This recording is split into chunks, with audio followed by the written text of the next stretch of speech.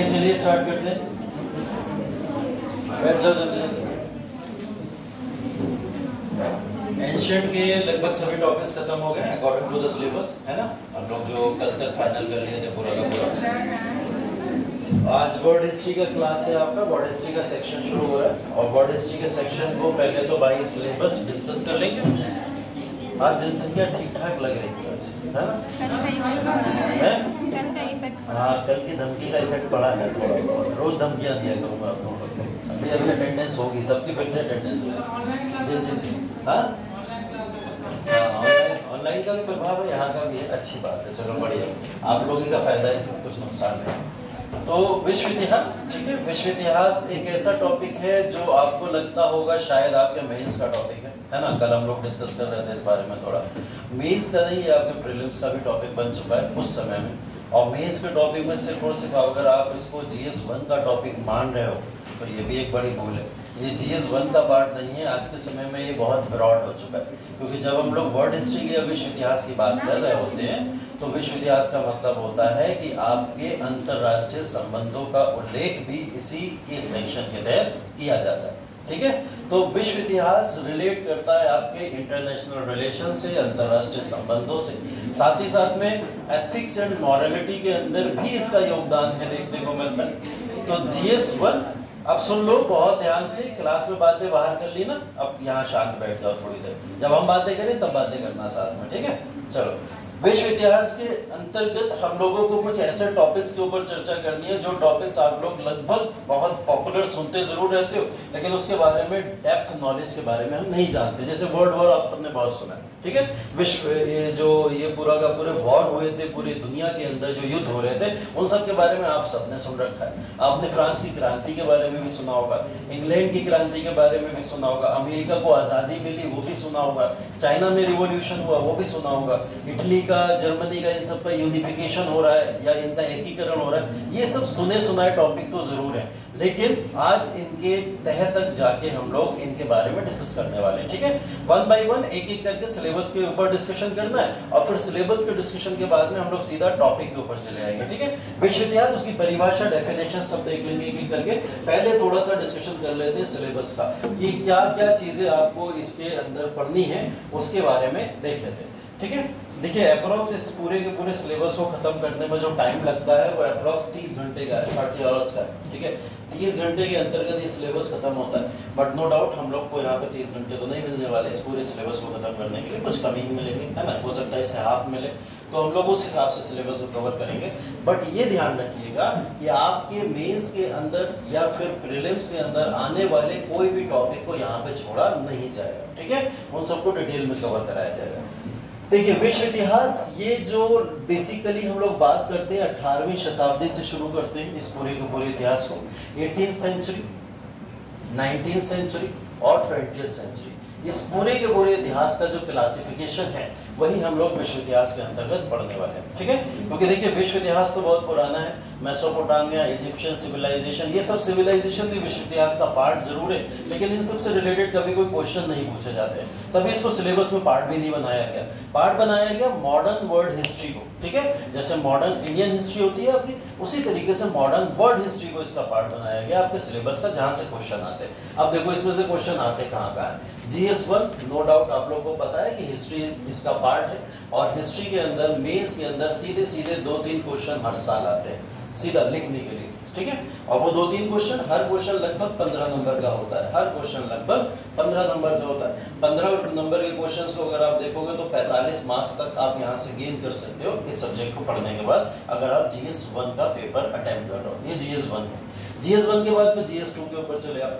GS 2 के ऊपर आपने पता है कि IR एक क्वेश्चन होता है यहाँ पे, इंटरनेशनल रिलेशन, अंतरराष्ट्रीय संबंध। अंतरराष्ट्रीय संबंध के अंतर्गत जब आप देखते हो तो बिना विश्व इतिहास के आपको अंतरराष्ट्रीय संबंध समझ ही नहीं आना है, ठीक है। आपको जब पता ही नहीं है कि अमेरिका का इतिहास क्या था, आपको इंटरनेशनल रिलेशन नहीं समझ आएगा। आज की कंडीशन कितनी भी पढ़ लो, अमेरिका के साथ हमारे कैसे संबंध है, लेकिन जब उस समय कैसे संबंध है नहीं समझ आएगा तो आज का इतिहास नहीं समझ सकते। इंग्लैंड के साथ आज के समय में कैसे संबंध है, इसको समझने के लिए आपको इंग्लैंड का कोलोनाइजेशन पढ़ना ही पड़ेगा कि इंग्लैंड ने कॉलोनियल पावर के तौर पर हम पे रूल किया था, है ना। तो ये सब चीजें विश्व इतिहास का पार्ट बनती है। तो IR में भी जो क्वेश्चन आते हैं वो डायरेक्टली इनडायरेक्टली तौर पर 2 क्वेश्चन कहीं ना कहीं विश्व इतिहास से रिलेटेड होते ही होते हैं, ठीक है।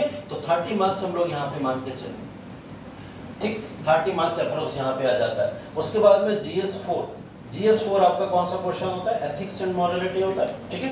एथिक्स एंड मॉरलिटी जिसके अंदर नैतिकता या सिद्धांत या फिर प्रिंसिपल आइडियोलॉजी वगैरह आप सब पढ़ते हो। तो ये सब आइडियोलॉजिकल जितने भी डेवलपमेंट हुए वो सारे के सारे डेवलपमेंट कहाँ से रिलेट करते हैं, वर्ल्ड हिस्ट्री के कुछ थिंकर्स से। कोई थिंकर्स आए उस समय में, कुछ ऐसे महान लोग आए जिन्होंने कुछ खोजें की, कुछ ज्योग्राफिकल डिस्कवरीज की और कुछ तरीके की चीजें सिद्धांत के रूप में आपके सामने रखी। जैसे लिबरलिज्म, है ना, इंडिपेंडेंस आइडियोलॉजी, है ना, फेडरलिज्म, ये सब कॉन्सेप्ट आए कहां से, विश्व इतिहास को पढ़ने के बाद हमारे सामने समझ में आते हैं। रिवॉल्यूशन एक वर्ड अगर है, फ्रेंच रिवॉल्यूशन या 1857 का रिवॉल्यूशन, तो ये रिवॉल्यूशन वर्ड कोई भारत का गढ़ा हुआ वर्ड थोड़ी है, ये तो हमने विश्व के इतिहास से उठाया हुआ शब्द है। तो ये सारी शब्दावलियां जो कहीं ना कहीं है वो आप यहाँ से सीखोगे। इन शब्दावलियों के अंदर कैपिटलिज्म आ जाएगा, आपका इंपीरियलिज्म आ जाएगा, पूंजीवादी व्यवस्था आ जाएगी, इंपीरियलिज्म की बात करें तो साम्राज्यवादी व्यवस्था आ जाएगी, ठीक है, कम्युनिज्म आ जाएगा, साम्यवाद का सिद्धांत, ये सब विश्व इतिहास का पार्ट होता है। तो आप पेपर 4 में इसको अच्छे से यूटिलाइज कर सकते हो, बहुत अच्छे से यूटिलाइज कर सकते हो। कुछ ना माने तो एक क्वेश्चन का इंपैक्ट इसके ऊपर पड़ता ही पड़ता है किसी ना किसी फॉर्म में। तो ये 15 मार्क्स आपके यहाँ से गेन हो जाते हैं। इसके बाद में ऐसे का पेपर होता है, ऐसे भी देते हैं लोग। ऐसे जब लिखते हैं तो ऐसे के अंदर ऑप्शंस आते हैं, सेक्शन ए और सेक्शन बी, और सेक्शन ए और सेक्शन बी में जो ऑप्शंस मिलते हैं ना आपको, उसमें से एक टॉपिक हमेशा वर्ल्ड हिस्ट्री का होता है, हमेशा वर्ल्ड हिस्ट्री, या फिर मैं ऑब्लिक करके IR लिख दे रहा हूँ यहाँ पे, हमेशा एक टॉपिक होगा जो इससे रिलेट करता ही करता है हमेशा। अगर आपने ये टॉपिक्स पढ़े हुए तो आप उसको भी बहुत आसानी से अटेम्प्ट कर ले जाओगे। तो 15 मार्क्स नो डाउट आपने यहाँ से गेन कर लिए, ठीक है। तो अगर आप जोड़ो यहाँ पे 45 और 30 और 60 कितने हो गए, लगभग 105 नंबर। तो सीधा सीधा इम्पैक्ट कर रहे हैं 105 मार्क्स, सीधा सीधा आपके मेंस पे इम्पैक्ट डाल देते हैं वर्ल्ड हिस्ट्री पढ़ने से। सिर्फ वर्ल्ड हिस्ट्री हमने पढ़ी और कितना क्वेश्चन मिल गया हमको, 105 नंबर का।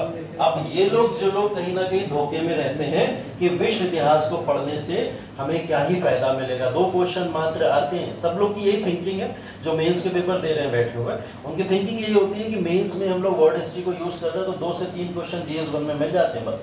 अभी मैंने आपको दिखा दिया कहाँ पे 105 नंबर, और 105 नंबर का आप मतलब समझ रहे हो, 105 नंबर में आप रैंक होल्डर बनते हो, नंबर 1 और नंबर 2, टॉप 5 तक में आते हो अगर 105 नंबर के डिफरेंस को क्रिएट कर लेते हो आप लोग, है ना। तो ये जो टॉपर्स होते हैं ना, ये लोग कुछ अलग ऐसी चीजें कर रहे होते हैं जिसकी वजह से वो टॉप 10 में दिखाई दे रहे होते हैं आपको, है ना।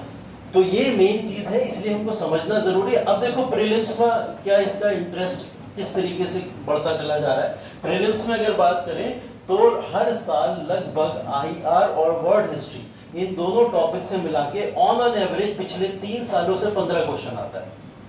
एवरेज की बात करो, अभी पिछले साल तो 17 क्वेश्चन आ गया था, ठीक है। 15 question on an average world history और IR दोनों का मिला के आ रहा है।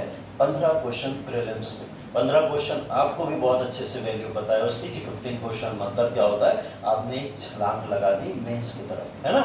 लगभग यही क्वेश्चन होते हैं जिनसे इंसान बाहर होता है। एवरेज वो 30, 32, 35 क्वेश्चन तक सबको आ रहे होते हैं, इतने क्वेश्चन सब अटेम्प्ट कर लेते हैं जाके जो भी मेरी का पेपर होता है उसके अंदर। लेकिन जैसे ही 30 क्वेश्चन को क्रॉस करना आप लोग शुरू करते हो, वहां पसीने आने शुरू होते हैं, ठीक है। और अगर आपकी कमांड इस सब्जेक्ट के ऊपर होती है तो आप अपने आप ही यहाँ पे 15 क्वेश्चन का एक मार्जिन प्लस कर लेते हो, जिसके बाद आपको समस्या नहीं आती है ना। तो इस वजह से ये प्रीलिम्स में भी उतना ही इंपॉर्टेंट है जितना मेंस पॉइंट ऑफ व्यू से इंपॉर्टेंट है। और हाँ, जिन्होंने ऑप्शनल अगर हिस्ट्री लिया हुआ है, जिनका ऑप्शनल ही हिस्ट्री है, तो वो लोग तो इसको छोड़ने की बिल्कुल भी कोशिश मत करना, है ना। क्यों लोग, तो जिसका हिस्ट्री ऑप्शनल है, हिस्ट्री ऑप्शनल का मतलब वर्ल्ड हिस्ट्री को रट लेना पूरी तरीके से, एक एक टॉपिक को रट लेना कायदे से, क्योंकि बहुत इम्पैक्टफुल है आपका ऑप्शनल के लिए, ठीक है। 500 नंबर का ऑप्शनल होता है, बहुत बड़ा लेवल है एक ऑप्शनल का, जो आपकी मेरिट को क्रॉस कर टॉपर की लिस्ट में भी ला सकता है। तो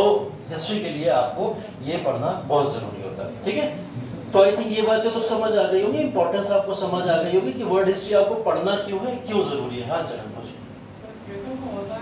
क्या चीज? ऑप्शनल 600 नंबर का होता है?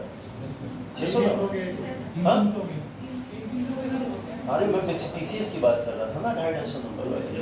पीसीएस में तो अब तो खत्म हो गया ना पीसीएस में, पहले 500 का ही होता ना टोटल मिला के, और फिर मेंस में अगर उसमें बात करें यूपीएससी में तो लगभग उतने मार्क्स का होता है। ठीक है, तो फिलहाल ये पूरा का पूरा जो क्वेश्चन है आप समझ रहे हो कि मेंस और प्रीलिम्स दोनों पॉइंट ऑफ व्यू से इंपॉर्टेंट हो जाता है। अब देखिए सोर्सेस क्या है, किस चीज से आप इसको पढ़ोगे, कौन सी सोर्सेस को फॉलो करना है आपको। सोर्सेस कुछ नहीं, मैं बार बार एक ही बात करता हूँ, एनसीईआरटीज। ठीक है, एनसीईआरटीज के अलावा आप इतिहास के अंदर कुछ मत पढ़ो, सिर्फ एनसीईआरटी भी पढ़ोगे, आपके सारे कॉन्सेप्ट भी क्लियर होते रहेंगे और सारे टॉपिक्स आपको बहुत आसानी से याद और समझ भी आते रहेंगे, है ना। इसमें एनसीईआरटी कौन सी पढ़नी है? 9th और 10th क्लास की एनसीईआरटी आती है। 9th और 10th क्लास की, ये फर्स्ट और ये सेकंड करके ऐसे एनसीईआरटी आती है इसमें। तो दोनों में वर्ल्ड हिस्ट्री दी हुई है, world war 1, 2, French revolution, American revolution, industrial revolution, ये सारी चीजें आपको वहां पे देखने को मिलेंगी। ठीक है, तो ये 9th और 10th के साथ साथ में एक 11th की किताब और आती है, वो भी वर्ल्ड हिस्ट्री से रिलेटेड है। उसके अंदर 9, 10 का कॉम्बिनेशन दिया हुआ है, दोनों किताबों को मर्ज करके 11th में दे दिया है। तो अगर मन करे तो 11th भी पढ़ लेना एक बार, या अगर आपको थोड़ा बहुत बेसिक क्लियर हो जाए तो सिर्फ 11th पढ़ लेना, 9, 10 छोड़ देना। ये आपके ऊपर डिपेंड करता है कि आपकी अंडरस्टैंडिंग कैसी बनी है। ठीक है, तो ये 3 किताबें फिलहाल वर्ल्ड हिस्ट्री से रिलेटेड है, इसके अलावा कुछ नहीं, सिर्फ क्लास नोट्स और कुछ नहीं पढ़ना। सिर्फ क्लास को अटेंड कीजिए और क्लास नोट्स को सारे के सारे कवर करते चलिए। जो लोग आज बैठे हैं क्लास के अंदर, नो डाउट विश्व इतिहास जिसने आज पढ़ लिया वो आने वाले सभी क्लासेस में क्लियर होता चला जाएगा। जो आज छोड़ देगा क्लास, उसको आने वाले समय में 10 के 10 क्लास में विश्व इतिहास समझ ही नहीं आएगा। ठीक है, इसलिए अच्छा करा तुम लोग अच्छी संख्या के अंदर यहाँ बैठे हो, वरना कल अपना बड़ा लॉस कर लेते अगर कल आते। ठीक है, तो देखिए हम लोग इन टॉपिक्स की चर्चा करना शुरू करेंगे। सिलेबस के ऊपर आते हैं। सबसे पहले औद्योगिक क्रांति, जिसको इंडस्ट्रियल रिवॉल्यूशन का पार्ट बोलते हैं हम लोग। ठीक है, इंडस्ट्रियल रिवॉल्यूशन या औद्योगिक क्रांति, इसके बारे में पढ़ना है। ये इंडस्ट्रियल रिवॉल्यूशन या औद्योगिक क्रांति किस तरीके से मशीनों ने आके ह्यूमन के एफर्ट्स को कम तो कर दिया था, लेकिन साथ ही साथ में एक कैपिटलिज्म या पूंजीवाद के सिद्धांत को क्रिएट कर दिया पूरे विश्व के अंदर, जिसका एक बहुत बड़ा नुकसान भारत को देखना पड़ा था। अब आप लोग मॉडर्न हिस्ट्री पढ़ोगे तो आप लोग बहुत अच्छा कनेक्ट कर पाओगे इस चीज को। ठीक है, तो हम लोग औद्योगिक क्रांति की बात करते हैं। उपनिवेशवाद, उपनिवेशवाद मतलब कॉलोनियल पावर्स, कॉलोनियलिज्म की बात यहाँ पे की जाती है। कॉलोनियलिज्म या उपनिवेशवाद की अगर बात करें तो आपको पता है कि हम लोग ब्रिटेन की बात करते हैं। हम लोग किसकी बात करते हैं? ब्रिटेन की। जब भी ये उपनिवेशवाद का वर्ड हमें दिखाई देता है तो हमें एक पॉइंट हमेशा दिमाग के अंदर आता है, वो क्या होता है? ब्रिटेन। मतलब ब्रिटेन ने क्या करा? अमेरिका। ब्रिटेन ने क्या करा? इंडिया। इन सारे के सारे लोगों के ऊपर अपना औपनिवेशिक सिद्धांत को लागू किया या रेगुलेट करना शुरू किया था। तो उपनिवेशवाद एक वो सिद्धांत है जिसको आपको यहाँ पे पढ़ना है। इसी के साथ साथ में एक सिद्धांत और है, रेनेसा। रेनेसा के बारे में आप लोगों ने सुना होगा, पुनर्जागरण जिसको बोला जाता है। पुनर्जागरण भारत का तो सुना है आप लोगों ने। कौन सा पुनर्जागरण? भारत का पुनर्जागरण, वो पुनर्जागरण जिस पुनर्जागरण के अंतर्गत राजा राममोहन राय, ईश्वर चंद्र विद्यासागर, दादा भाई नौरोजी या ऐसे तमाम लोगों की हम लोग वहां पे चर्चा कर रहे थे। वो तो भारत का पुनर्जागरण था, लेकिन क्या पुनर्जागरण विश्व में भी कहीं हुआ था? हाँ बिल्कुल हुआ था। पूरे विश्व के पुनर्जागरण के बारे में, उस रेनेसा के बारे में हमें पढ़ना है। वो भी उपनिवेशवाद के साथ साथ में इसका एक सिद्धांत बनेगा। तो हम लोग यहाँ पे औद्योगिक क्रांति, उपनिवेशवाद, इसकी चर्चा करेंगे और आज की क्लास में मैक्सिमम यही टॉपिक खत्म भी हो पाएंगे आपके। ठीक है, आने वाले समय में हम लोग विश्व युद्ध प्रथम और विश्व युद्ध सेकंड, इन दोनों के बारे में चर्चा करेंगे। बहुत अच्छे से आप लोग को पता है प्रथम विश्व युद्ध कब से कब हुआ था? 1914 से 1918। ठीक है, ये वो समय है, 20वीं सेंचुरी स्टार्ट हुई है। दुनिया के अंदर एक भगदड़ मच गई कि कौन सी कंट्री सबसे आगे निकलेगी और कौन किसके ऊपर रूल करेगा। ये भगदड़ मची है जिसकी वजह से विश्व वार हुआ।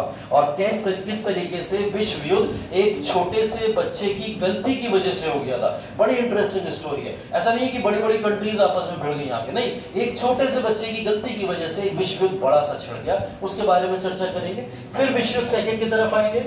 एक संघी राजा जिसको हिटलर का नाम दिया जाता है। ठीक है, हिटलर की जिद की वजह से किस तरीके से पूरा विश्व और पूरे के पूरे वर्ल्ड वॉर के अंदर आके इन्वॉल्व हो गया। तो उस विश्व इतिहास की बातें हम लोगों को विश्व युद्ध के तौर पर करनी। ठीक, राष्ट्रीय सीमाओं का पुनर्निर्धारण। राष्ट्रीय सीमाओं का पुनर्निर्धारण का मतलब क्या हो गया कि भाई हिटलर ने जर्मनी के अंदर रहते हुए कब्जा कर लिया था फ्रांस के ऊपर। ठीक है, तो फ्रांस के ऊपर जब उसने कब्जा करा तो उसने तो सारी बाउंड्रीज अपने में मिला ली। बोला फ्रांस भी मेरा, जर्मनी भी मिला, और कुछ इटली के ऊपर भी इम्पैक्ट पड़ा उसका।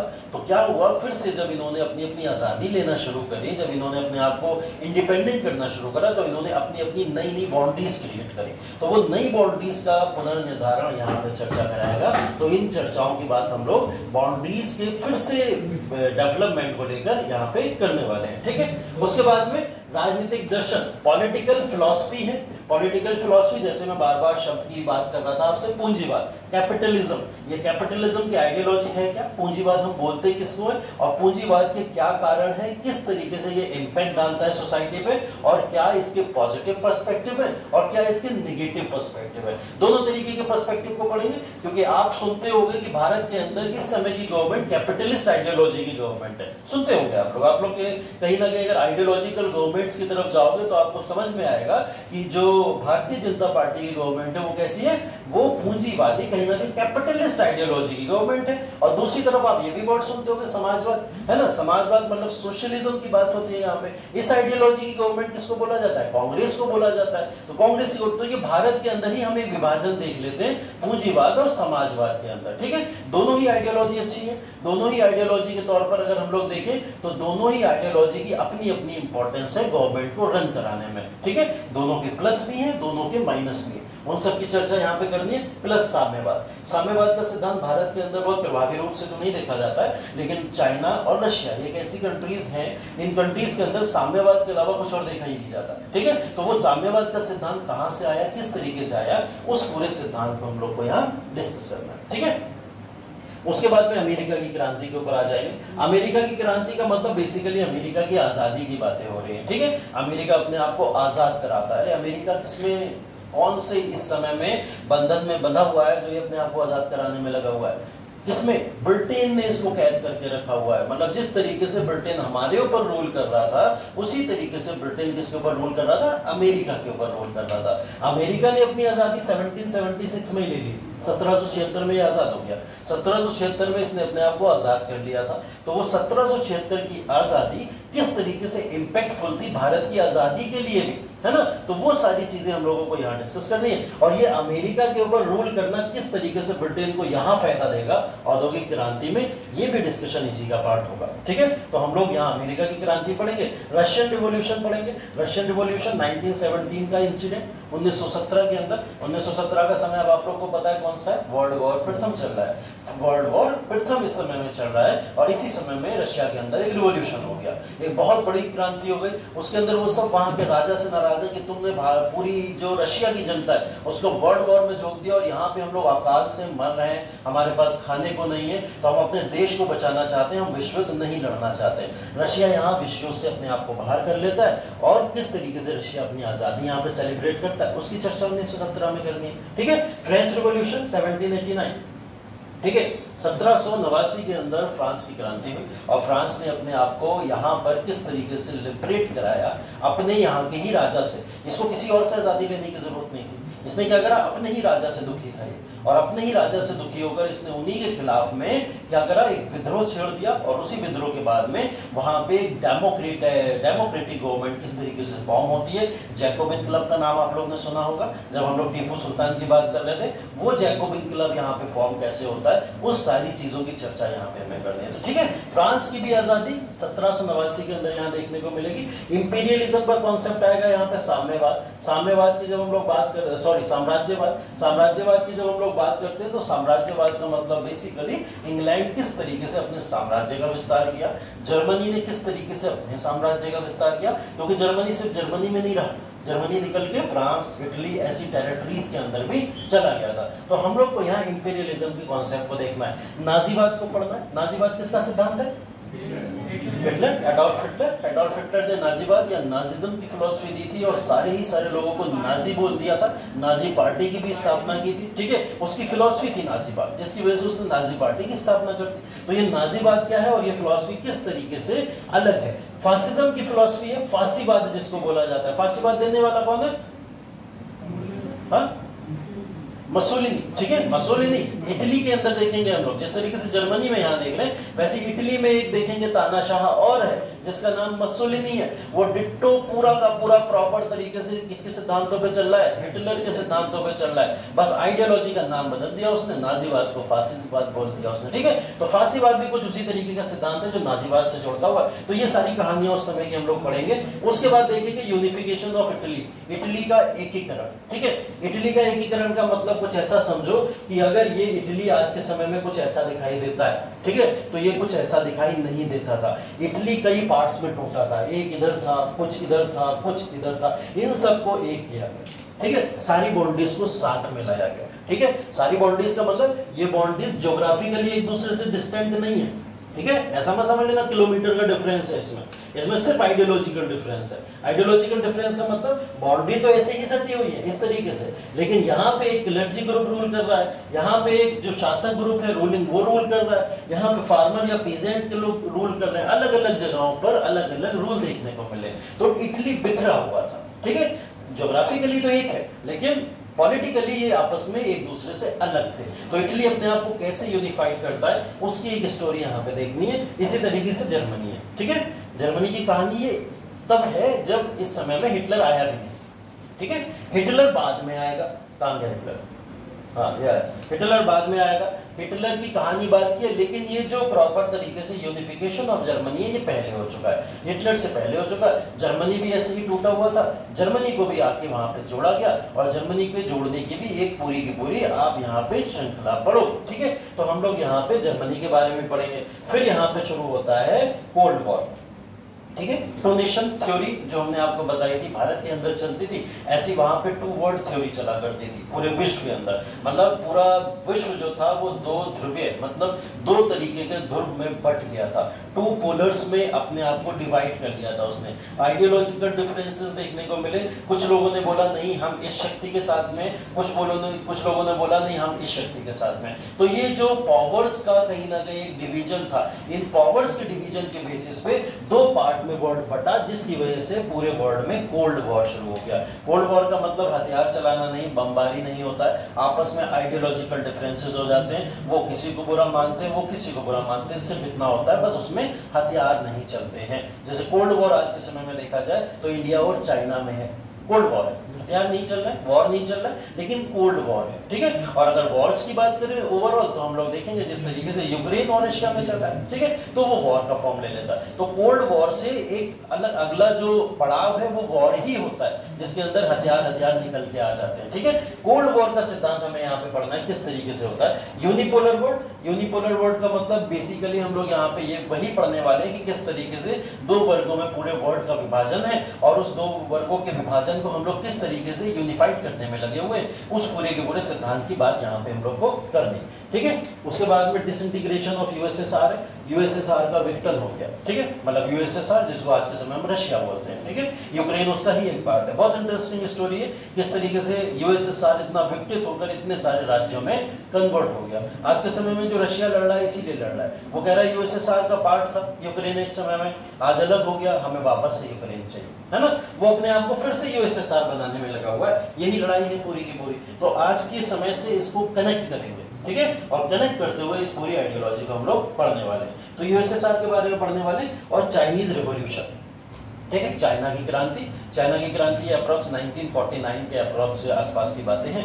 तो हम लोग 1949 के आसपास की चाइना की क्रांति। वैसे तो इसका एक इतिहास रहा है, चाइना में समय समय में रिवॉल्यूशन होते रहे, लेकिन इस समय के रिवॉल्यूशन को हमें पढ़ना है जो 1949 में हुआ था, वो हमारे लिए इंपॉर्टेंट हो जाता है, ठीक है। तो चाइनीज रिवॉल्यूशन के बारे में चर्चा यहाँ पे हम लोग को करनी है। चाइनीज रिवॉल्यूशन भारत की आज़ादी के बाद का जो चाइना के अंदर एक बड़ा प्रभाव देखने को मिला था, उस आइडियोलॉजिकल डिफरेंस की हमें यहाँ पे बात करनी है, ठीक है। ये जो भी सिद्धांत चाइना के हम लोग पढ़ेंगे ये सब आपको हेल्प करेंगे ये समझने में कि चाइना और इंडिया इन दोनों में डिस्प्यूट क्यों है, ठीक है। इन दोनों में एक बड़ा तरीके से अगर हम देखें डिफरेंस क्यों है, ठीक है, क्यों चाइना हमारी बाउंड्रीज में लगातार घुसता चला आ रहा है, किस तरीके से चाइना को रोका जा सकता है, ये सब चीजें हमें चाइनीज रिवॉल्यूशन को पढ़ने के बाद में समझ आ जाएगी, ठीक। चलिए, तो ये है आपका सिलेबस, जिस पूरे के पूरे सिलेबस को आपको पढ़ना है, ठीक है। आप देखते हैं कितने क्लासेस के अंदर ये कवर हो पाता है, ठीक। और कोशिश करेंगे जितना डिटेल में पढ़ सकते हैं चीजों को, जितना डिटेल में आपको समझा सकते हैं उतना डिटेल में समझाएं, ठीक। क्लियर है ये बात? यहाँ तक क्लियर है? सिलेबस समझ आ गया होगा आई थिंक, सोर्सेज समझ आ गई होंगी किस तरीके से हमें सोर्सेज को पढ़ना है, और ये भी समझ आ गया होगा इसकी इंपॉर्टेंस क्या है, आपके सिलेबस को क्यों रखा गया है यहाँ पे। ठीक, चलिए आगे बढ़ते हैं। औद्योगिक क्रांति, ठीक है। अब देखिए औद्योगिक क्रांति के बारे में चर्चा करनी है हम लोगों को। औद्योगिक क्रांति है क्या और किस तरीके से हम लोग इंडस्ट्रियल रिवॉल्यूशन जिसको बोला जाता है, इस इंडस्ट्रियल रिवॉल्यूशन का पार्ट मानते हैं पूरे विश्व इतिहास के पहले टॉपिक, है ना। तो इंडस्ट्रियल रिवॉल्यूशन या आईआर की जब भी आप लोग बात करोगे तो उससे पहले मैं आपको वर्ल्ड हिस्ट्री के बारे में कुछ बता दूं। विश्व इतिहास है क्या और हम लोग इसके बारे में पढ़ते ही क्यों है, ठीक है। विश्व इतिहास बेसिकली आप लोग एक वर्ड सुने होंगे ट्रांजिशन पीरियड, ठीक है। ट्रांजिशन पीरियड नाम सबने सुना होगा, इसको क्या बोला जाता है, बदलाव का दौर, है ना। एक बदलाव का दौर होता है, जब वो बदलाव का दौर किसी भी तरीके से एक फॉर्म से दूसरे फॉर्म में कन्वर्ट होता है तो उसको हम लोग क्या बोलते हैं, एक ट्रांजिशनल जोन बोलते हैं, जिसके बाद में एक नया युग शुरू होता है। विश्व इतिहास जो हम लोग पढ़ने वाले हैं ये उसी नए युग की चर्चा करने वाले हैं, जिसमें हम लोग प्री मॉडर्न से जा रहे हैं मॉडर्न की तरफ, ठीक है। कहां से कहां जा रहे हैं, प्री मॉडर्न से जाएंगे हम लोग मॉडर्न की तरफ। मतलब हम लोग जब प्री मॉडर्न से ट्रांसफर किए मॉडर्न की तरफ, ये एक ट्रांजिशनल फेज था। पूरी दुनिया में बड़े बड़े परिवर्तन हो रहे थे, उन परिवर्तनों का दौर है जिसकी वजह से इंडस्ट्रियल रिवॉल्यूशन यहाँ पर देखने को मिलता है, ठीक है। अब देखिए कुछ पॉलिटिकल फिलॉसफी की बातें भी होंगी, जो चीजें आप लोग ने सुनी होगी वो चीजें मैं फिर से बताने वाला हूँ। प्री मॉडर्न इरा की अगर हम लोग बात करें, देखिए प्री मॉडर्न इरा, पहली बात तो ये है कि हम लोग बात कर रहे हैं बिफोर 18th सेंचुरी, 18वीं शताब्दी से पहले का जो इरा है उसको क्या बोला जाता है, प्री मॉडर्न इरा, ठीक है। और उसके बाद में 18वीं शताब्दी से लेकर 20th मतलब 20वीं शताब्दी तक का जो इरा है उसको हम लोग मॉडर्न इरा बोलते हैं, ठीक है। ये इरा क्लियर है, एक 18वीं शताब्दी से पहले का है और एक 18वीं शताब्दी से बाद का है। तो ये दो इरा में क्लासिफिकेशन होता है। प्री मॉडर्न इरा के अंदर एक व्यवस्था बहुत पॉपुलर थी जिसको बोला जाता था फ्यूडल हायरार्की, ठीक है। फ्यूडल हायरार्की की बात करें अगर हम लोग तो आप कुछ ऐसा समझिए कि ये कुछ ऐसा सिद्धांत है जिस सिद्धांत के अंदर एक क्रोनोलॉजिकल ऑर्डर देखने को मिलता है। फ्यूडलिज्म सुना होगा आप लोग ने, फ्यूडल एक वर्ड भी सुना होगा, जिसके अंदर क्या करा जाता है, जिसके अंदर जैसे हमारे यहाँ का सिस्टम है, इंडियन पॉलिटी का सिस्टम, इंडियन पॉलिटी की अगर बात करें, कॉन्स्टिट्यूशन ने एक फ्यूडल आइडियोलॉजी हमें दे के रखी हुई है। हमारे पास में हमें पता है कि एक चेन है, चेन का मतलब क्या है, एक पोस्ट सर्वोपरि है, उसके नीचे फिर एक कोई पोस्ट है, फिर उसके नीचे कोई एक पोस्ट है, फिर उसके नीचे एक पोस्ट है ना। एक हायरार्की को हम लोग मेंटेन करते हैं, इसी को फ्यूडल हायरार्की बोला जाता है। Feudal hierarchy pre modern era में देखी जाती थी, लेकिन ये देखी जाती थी वर्गों के बेसिस पे। वर्ग जो होते थे उन वर्गों के बेसिस पे या फिर क्लासेस के बेसिस पे फ्यूडल हायरार्की को देखा जाता था। क्या होता है फ्यूडल हायरार्की? फ्यूडल हायरार्की में जो सबसे टॉप पोजीशन मिला करती थी वो मिला करती थी क्लर्जी, ठीक है। क्लर्जी, जिन लोगों को वर्ड समझ नहीं आता उनको हिंदी में बता देते हैं पादरी वर्ग होता है। इसको बोला जाता है पादरी वर्ग को बोला जाता है। पादरी मतलब पुरोहित, जो हमारे यहाँ होते हैं वहां पे पादरी होते थे, क्योंकि वो क्रिश्चियनिटी की बात करेगा। ये जितना भी इतिहास हम लोग पढ़ रहे हैं ध्यान रखना कहाँ का है, यूरोप का है। ज्यादातर इंपैक्ट कहाँ दिखेगा आपको, यूरोप की आइडियोलॉजी को पूरी तरीके से यहाँ देखा जाएगा। भारत के सिद्धांत, भारत का रिलीजन, भारत की संस्कृति यहाँ नहीं आएगी, ठीक है। तो हम लोग यूरोप के सिद्धांत और उनकी आइडियोलॉजी और उनके रिलीजन के ऊपर चर्चा कर रहे हैं, ठीक, इसको ध्यान रखिएगा। फ्यूडल हायरार्की के अंदर क्लर्जी जो पहलू था वो सबसे ऊपर हुआ करता था, जिसको हम लोग पादरी वर्ग बोला करते थे। मतलब वो वर्ग जो पूजा प्रार्थना या फिर चर्च में सबसे सर्वोपरि होता था। चर्च में सबसे सर्वोपरि, चर्च क्रिश्चियनिटी का सिंबल है, सबसे पवित्र स्थान है, वहां पे एक क्लर्जी वर्ग रहता था। जो क्लर्जी वर्ग क्या करा करता था, पुरोहित वर्ग का कार्य किया करता था वहां के। तो सबसे टॉप पे क्लर्जी वर्ग रहता था। सेकंड पोजीशन पे वहां पे रहा करते थे नॉबल्स, ठीक है। नॉबल्स की बात करें या फिर हम लोग कह सकते हैं इसको किंग्स एंड क्वींस, ठीक है। नॉबल्स या किंग्स एंड क्वींस की अगर बात करें, जैसे भारत के अंदर भी होता था, सबसे ऊपर अगर हम देखें तो ब्राह्मण वर्ग होता था, उसके बाद क्षत्रिय वर्ग होता था, और क्षत्रिय वर्ग तो राजा बना करता था, ठीक है। तो यहाँ पे नॉबल्स होते थे, वो लोग क्या होते थे, नॉबल्स। मतलब वो वाला वर्ग होता था जिस वर्ग के अंदर राजा और रानी रहा करते थे। वो कौन से वर्ग में आता था, सेकंड पोजीशन पे आता था, ठीक है। थर्ड पोजीशन पे अगर हम लोग बात करें तो इसके अंदर आते थे नाइट्स, ठीक है।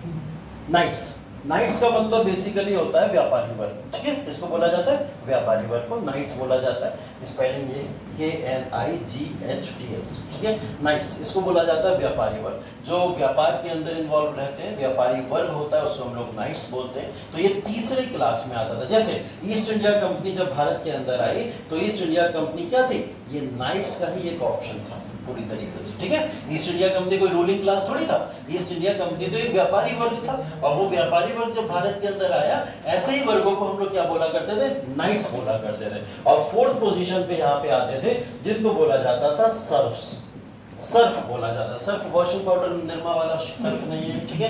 ये सर्फ का मतलब पीजेंट क्लास होता था, मतलब फार्मर क्लास होता था, जो किसान वर्ग होता था, उस किसान वर्ग को क्या कहते थे हम लोग, सर्फ बोला करते थे, ठीक है। हिंदी में सर्फ ही लिखा जाता है, इस तरीके से लिखा जाता है, ठीक है। तो ये सर्फ होता था, सर्फ वर्ग का मतलब होता था पीजेंट क्लास, या उस क्लास को हम लोग किसानों को बोला करते थे, ठीक।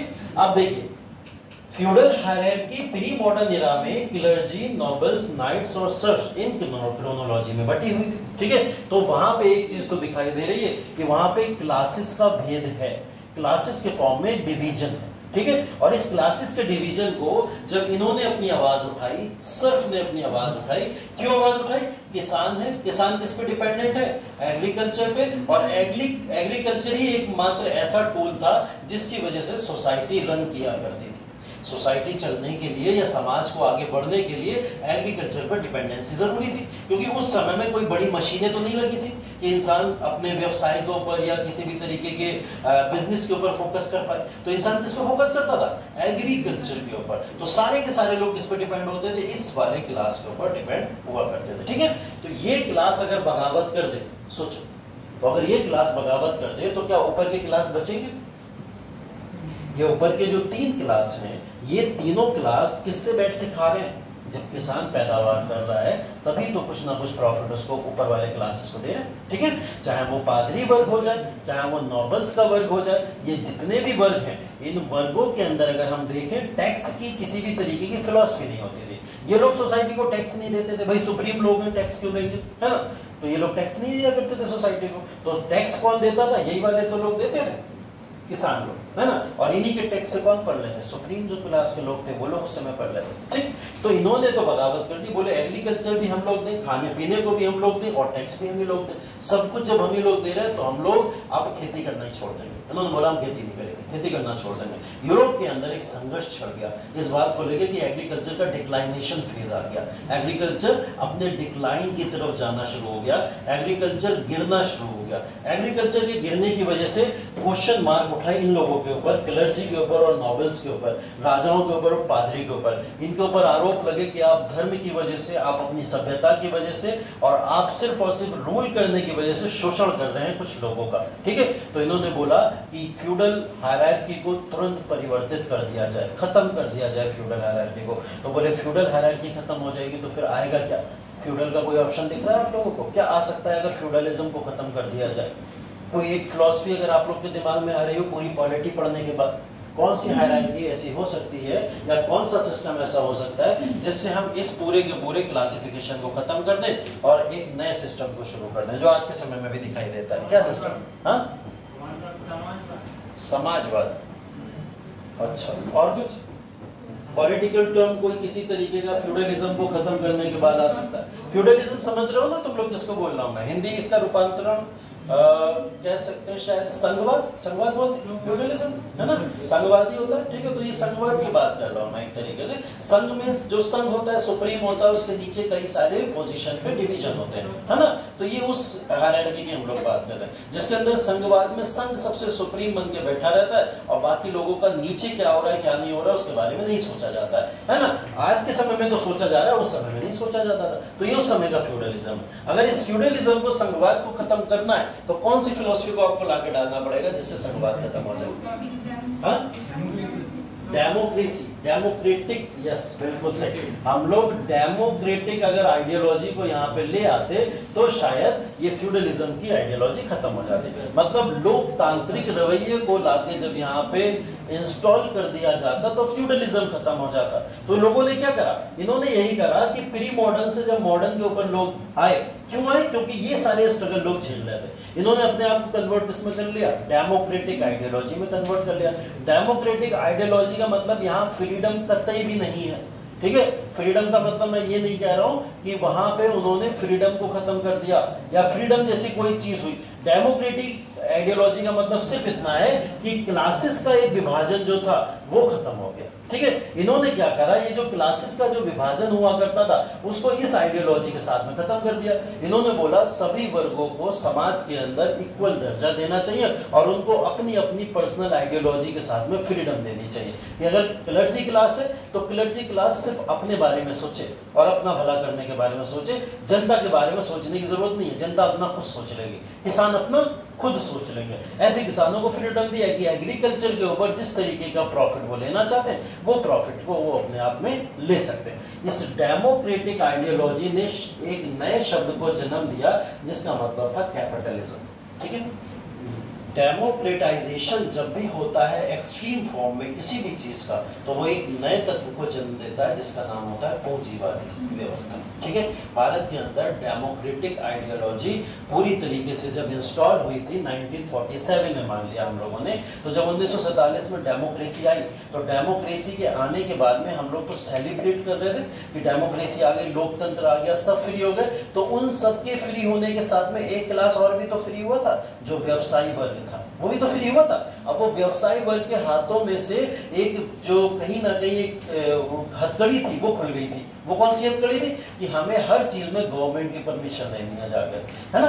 एलपीजी रिफॉर्म पढ़े आप लोगों ने 1991 में जब एलपीजी रिफॉर्म हुए तो वो हथकड़ी को तोड़ दिया गया। बोले कि जितने भी प्राइवेटाइजेशन के लोग हैं, जो कैपिटलिज्म को बढ़ावा देने वाले लोग हैं, उन लोगों को फ्री कर दिया जाए। मतलब अब सरकार से परमिशन नहीं लेनी पड़ेगी अगर आप अपनी इंडस्ट्रीज को बढ़ावा देना चाहते हो। अपनी इंडस्ट्री खोलिए, जाके काम करिए उसके अंदर जाके, और सरकार उसमें दखल नहीं देगी।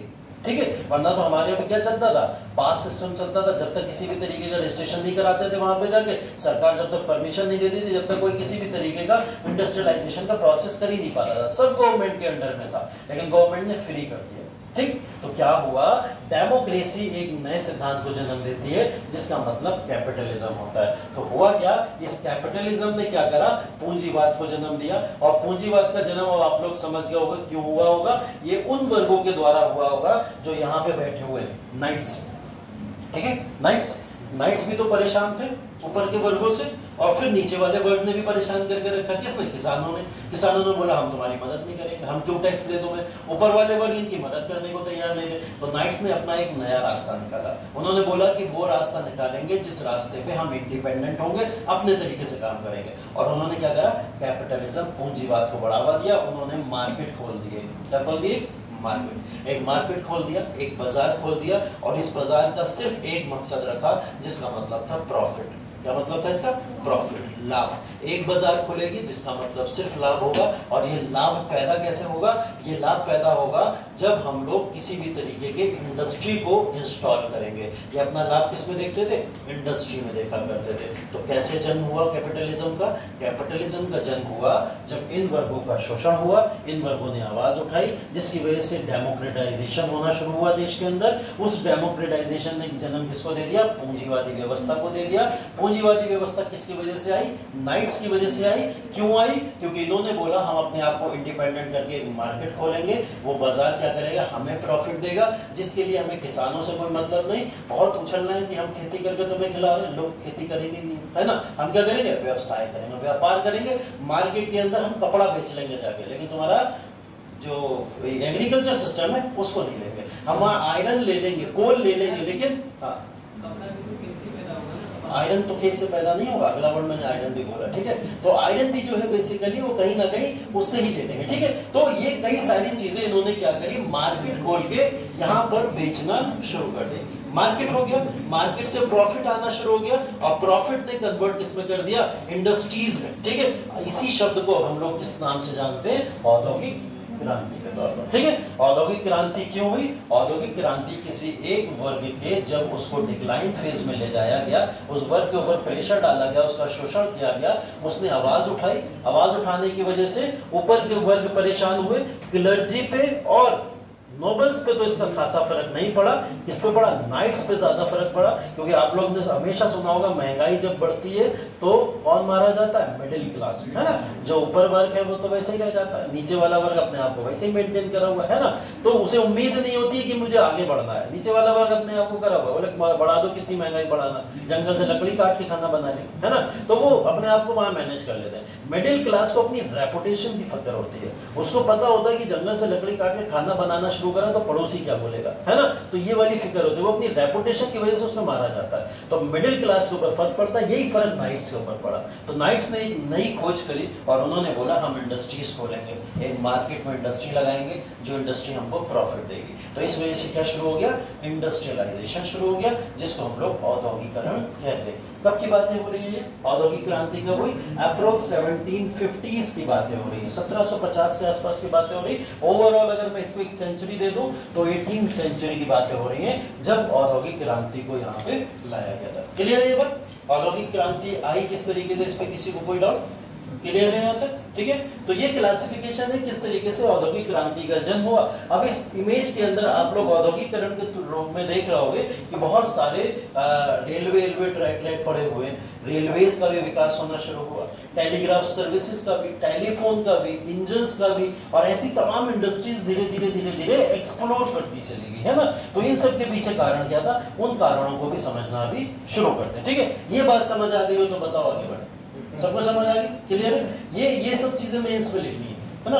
वहां पूछा जाएगा इंडस्ट्रियल रिवॉल्यूशन क्यों आया, उसके पीछे के कारण बताइए। तो कारणों में आप क्या करोगे, ये फ्यूडल हायरार्की या फ्यूडल इकोनॉमी का कारण दे दोगे, जिसने कन्वर्ट किसमें कर दिया था, डेमोक्रेटाइजेशन, और फिर उससे किसमें कन्वर्ट कर दिया, कैपिटलिज्म में, ठीक है। एक वर्ड यूज होता है मर्केंटिलिज्म, कई सारे शब्द सीखेंगे आप लोग यहाँ पे, ठीक है। मर्केंटिलिज्म जिसको बोला जाता है व्यवसायीकरण, क्या बोला जाता है, व्यवसायीकरण, ठीक है। मर्केंटिलिज्म एक वर्ड है जिसको बोला जाता है व्यवसायीकरण।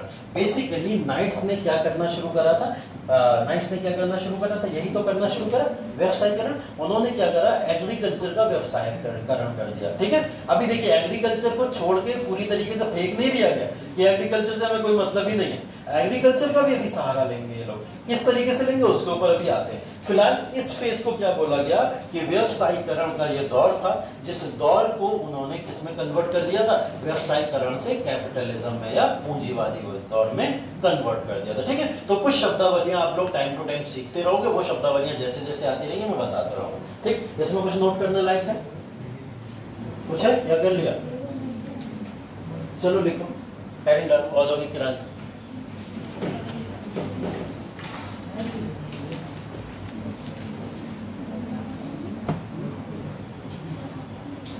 औद्योगिक क्रांति, औद्योगिक क्रांति के अंदर लिखना 18वीं शताब्दी, 18वीं शताब्दी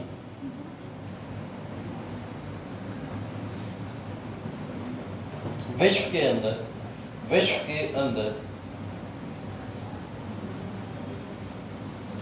औद्योगिकरण के लिए जानी जाती है, विश्व के अंदर औद्योगिकरण के लिए जानी जाती है, औद्योगिकरण के लिए जानी जाती है।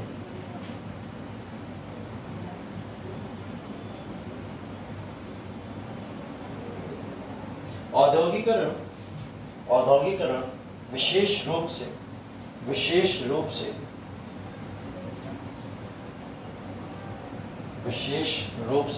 विनिर्माण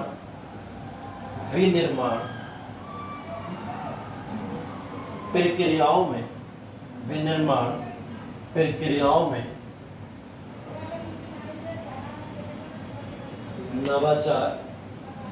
नवाचार इनोवेशन, ठीक है। नवाचार, किसी भी नई चीज की खोज हो तो उसे नवाचार कहा जाता है।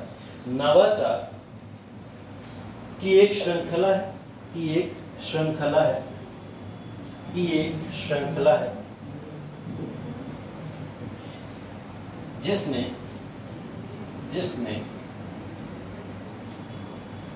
कृषि प्रधानता को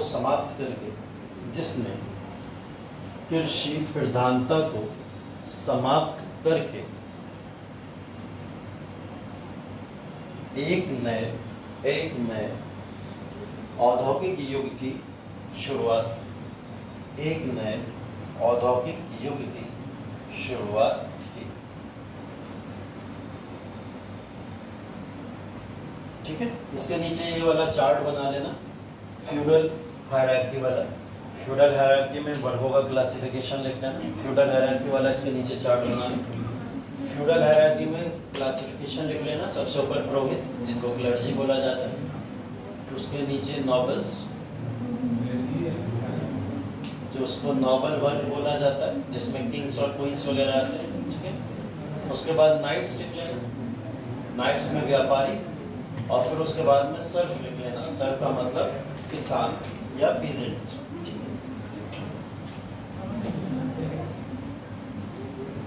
प्री मॉडर्न के बाद में ये एक टेबल बना लो जो फ्यूडल हायरार्की करती है। ठीक है, और उस फ्यूडल हायरार्की की टेबल को बना के डैश लगा के यहाँ पे ऐसे लिख देना कि ये डेमोक्रेटाइजेशन में कन्वर्ट हुआ, और वो कन्वर्ट किसमें हुआ, कैपिटलिज्म में या पूंजीवाद में। जैसे लिखा है वैसे ही लिखने को बोलता हूँ, जैसे लिखा है वैसे ही लिखने को।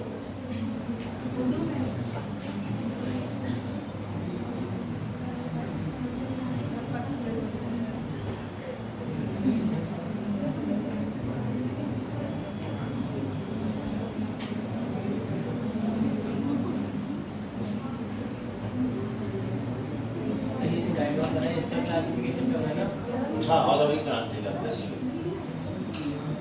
बस वो डायग्राम बना के डैश लगा के लिख लो, आपको पता चल जाए पूंजीवाद आया कैसे। सिर्फ और सिर्फ हमने इसके लिए क्लासिफिकेशन लिखा है। ठीक है, पूंजीवाद समझ आ गया कि कैसे आया होगा, पूंजीवाद की वजह से ही औद्योगिक क्रांति हुई। ठीक है, बस इतना चीजें समझने लगे।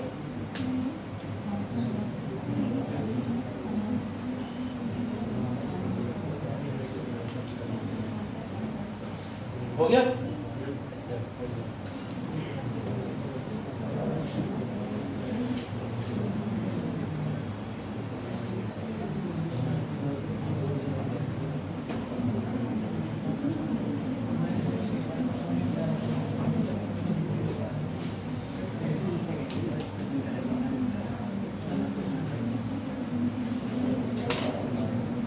इंडस्ट्रियल रिवॉल्यूशन के कारण समझ लीजिए, अब यहाँ पे हम लोग औद्योगिक क्रांति क्यों हुई ये तो समझ आ गया। अब एक बार देख लेते हैं कारण क्या क्या है, इसके पीछे क्या क्या चीजें जिम्मेदार रही होंगी।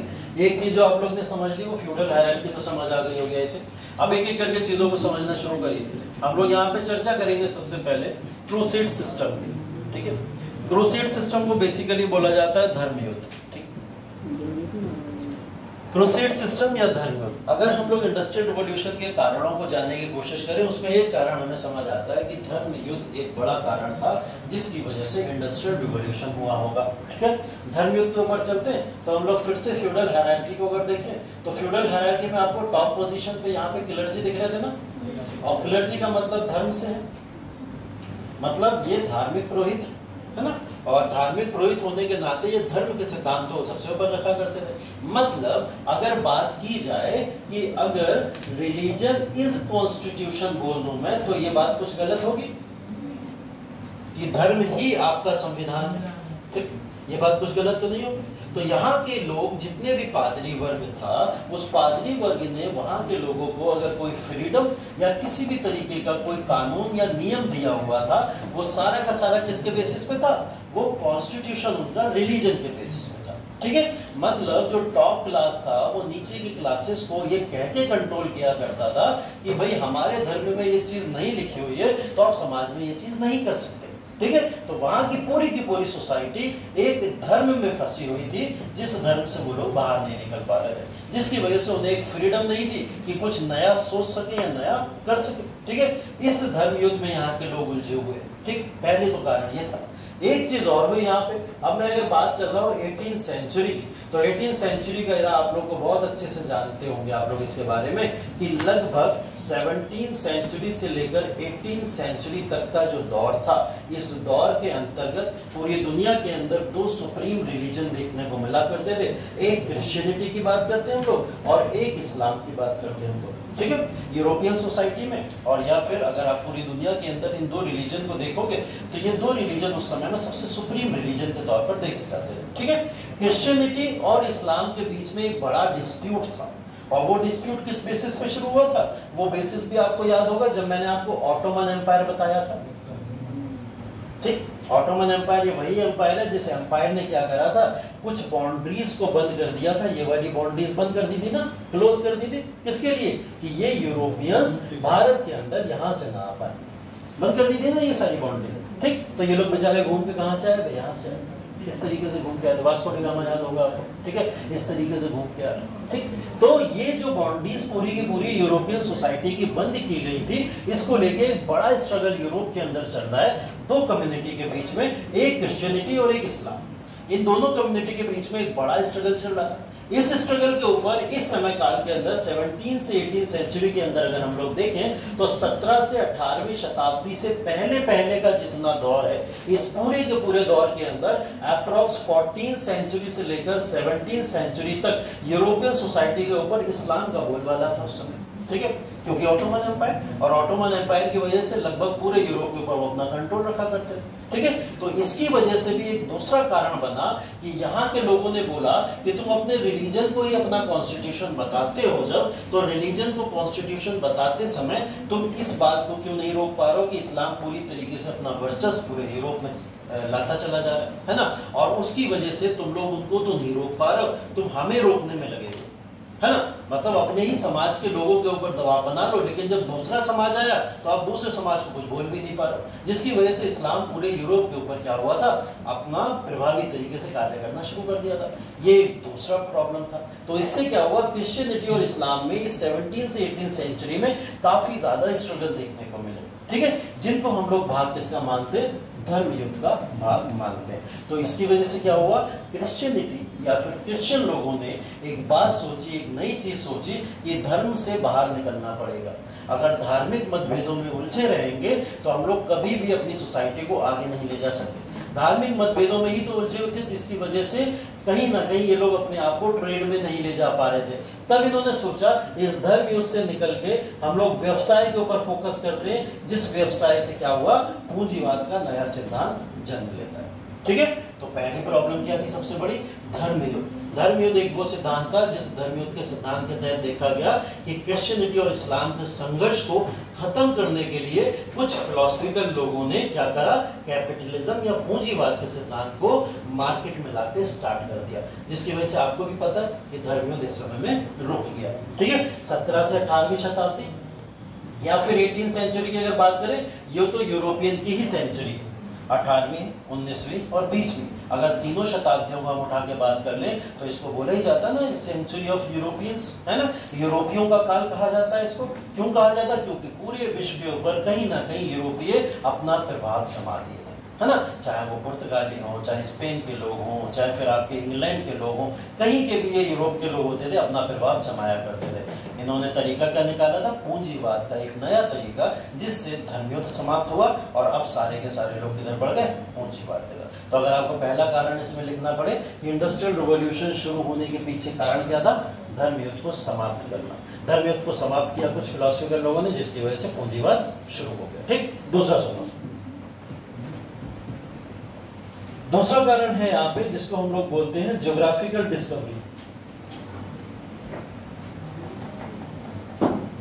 ठीक है, ज्योग्राफिकल डिस्कवरी को बोला जाए तो भौगोलिक खोज। ठीक है, भौगोलिक खोज बोलोगे हिंदी में अगर आप, तो भौगोलिक खोजों का एक एग्जांपल जैसे मैंने यहाँ दिया कि यूरोप से निकल के सारे लोग भारत की बाउंड्रीज की तरफ बढ़े। उन्हें पहले तो नहीं पता था भारत इधर है या भारत की बाउंड्रीज इधर है। उन्होंने भौगोलिक रूप से कुछ सीमाओं को ढूंढना शुरू किया, जिससे भौगोलिक खोजें होना शुरू हुई, है ना। भौगोलिक खोजों का मतलब तो यही हो गया ना, भौगोलिक सीमा को खोजना, है ना। तो भौगोलिक सीमा के तौर पर उन्होंने क्या करा, एक नई बाउंड्री यहाँ से खोजी जो भारत की तरफ एक रास्ता ले जाती थी। ऐसी हमें कोलंबस भी याद है, उसने एक नई बाउंड्री खोजी जो अमेरिका की तरफ रास्ता ले जाती थी। ठीक है, और ऐसे कई सारे यूरोपियंस धीरे धीरे करके बाहर निकले, जिन्होंने भौगोलिक सीमाओं को लांघते हुए नई नई टेरिटरीज में जब कदम रखे, तो इससे क्या हुआ, पूंजीवाद का एक नया व्यवसाय शुरू हो गया। पूंजीवाद कैसे शुरू हो गया यहाँ से, अब आपको एक एग्जाम्पल दें, वास्को डी गामा का। वास्को डी गामा भारत के अंदर है और भारत के अंदर आके यहाँ से मसाले लेके गए थे ना, उन्हें यहाँ से मसाले देखे। वो मसाला ही लेने थोड़ी आए थे, ये सोच के थोड़ी आए थे मैं मसाला लेने जा रहा हूँ, ऐसा तो नहीं सोच के आए थे ना। वो भारत के अंदर आए, उन्हें दिखा मसाला यहाँ पे, और वो यहाँ से मसाला लेके गए। और जब मसाला लेके वापस पहुंचे कहाँ पे, पुर्तगाल के अंदर, तो उन्होंने उसको 60 गुना प्रॉफिट पे बेच दिया। ये क्या है, ये कैपिटलिज्म ही तो है एक तरीके से, पूंजीवाद को ही तो बढ़ावा देना, व्यापार तो कर रहा है वो बंदा। तो जब व्यापार कर रहा है, जिस तरीके से व्यापार को बढ़ावा दे रहा है, वही व्यापार तो पूंजी का निर्माण कर रहा है, और पूंजी के निर्माण को ही तो पूंजीवाद का सिद्धांत बोला जाएगा। तो क्या हम इसको एक कारण नहीं मान सकते कि ज्योग्राफिकल डिस्कवरीज ने भी तो सहायता की होगी कहीं ना कहीं, कि हम किस तरीके से पूंजीवाद को एक अगला सिद्धांत माने? हुआ होगा, बिल्कुल हुआ होगा। तीसरा पार्ट देख लीजिए, तीसरा इसका कारण है रेनेसां, ठीक है, जिसको आप लोग बोलते हैं पुनर्जागरण। ठीक, रेनेसां या पुनर्जागरण की अगर हम लोग बात करें तो रेनेसां पुनर्जागरण को हम लोग कुछ पार्ट्स में क्लासिफाई कर सकते हैं। जैसे रेनेसां या पुनर्जागरण बेसिकली जो हुआ था, इसकी बात की जाएगी दो कॉन्सेप्ट पे, एक ह्यूमैनिटी के बेसिस पे और एक लिबर्टी के बेसिस पे। मतलब अगर बात की जाए तो एक मानवता है और एक तरफ है आपकी आज़ादी या फिर स्वतंत्रता। ठीक है, अगर हम कभी भी रेनेसां की बात करते हैं, किसी भी रेनेसां की बात या पुनर्जागरण की बात करें, तो उसमें दो तत्व कॉमन पाए जाते हैं, एक मानवता और एक उनकी स्वतंत्रता। ठीक, तो रेनेसां जो पूरी दुनिया में उस समय जिसकी नीड थी, वो नीड तो यही थी कि मानवता के आधार पर लोगों के साथ में जो शोषण हो रहा है उसको रोका जाए। ये मानवता होगी इंसान की। ठीक है, और उस शोषण को रोकने के लिए हमारे पास में एक टूल है, वो टूल क्या है? लिबर्टी या आजादी, जिसको हम लोग बोलते हैं स्वतंत्रता बोलते हैं। ठीक है, तो ये दो सिद्धांत थे जिसने रेनेसां या पुनर्जागरण को जन्म दिया होगा। इन दो सिद्धांतों के अब मिले कि इन दोनों सिद्धांतों को समाज के ऊपर अप्लाई कैसे किया जाए।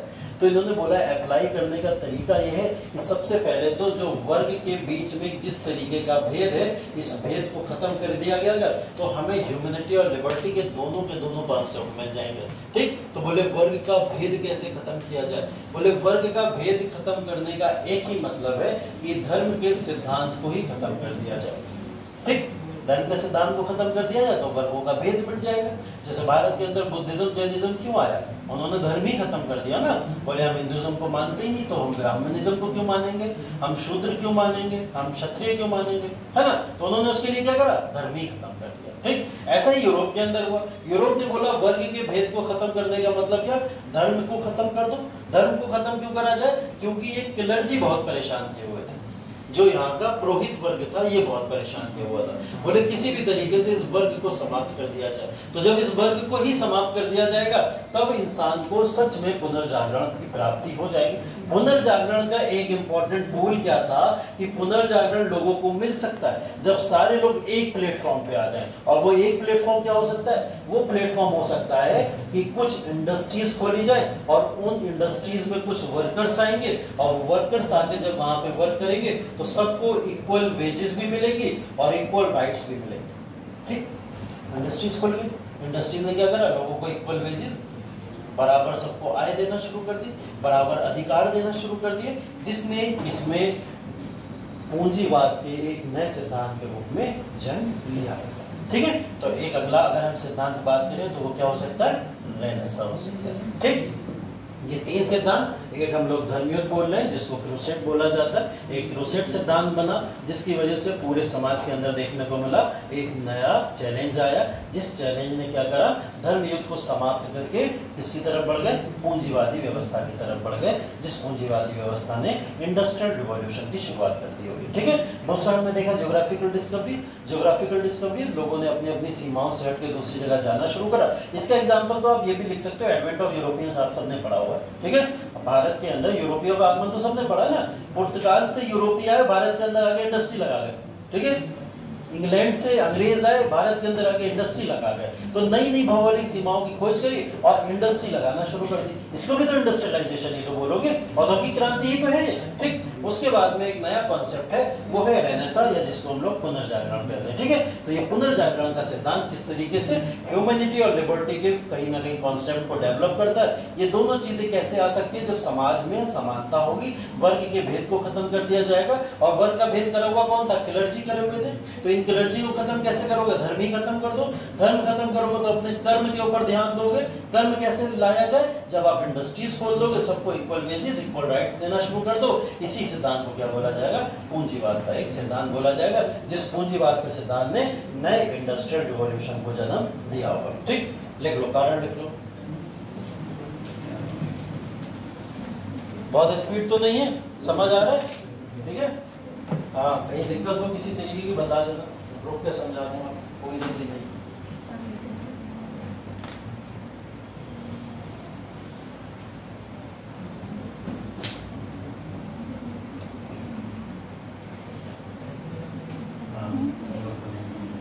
कल कौन नहीं आया था सर? हाँ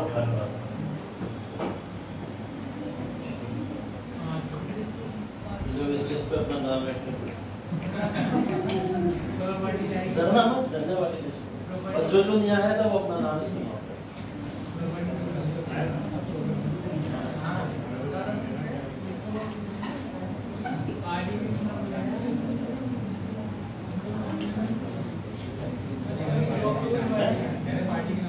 हाँ इसीलिए लिखा जा रहा है। अच्छी पार्टी हो, बहुत अच्छी पार्टी हो। मिल मत जाना तुम्हारे बाहर। हाँ चलो ठीक है, ये 3 सिद्धांत हैं बेसिकली, ठीक। तो इन 3 कारणों को समझ लीजिए, इसके बाद में आगे चलते हैं। हाँ कारण लिख लो, ये तीनों कारण लिख लो।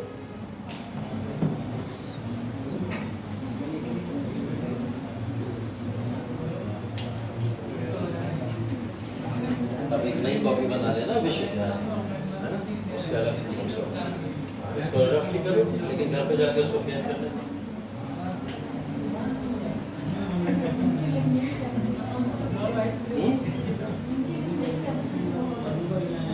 अच्छा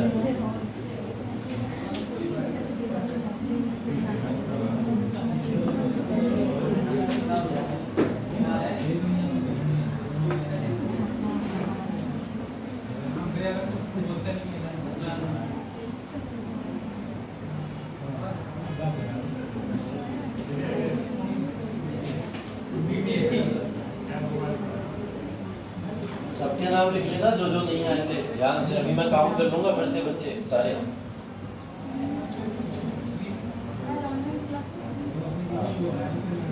मेरा मैम का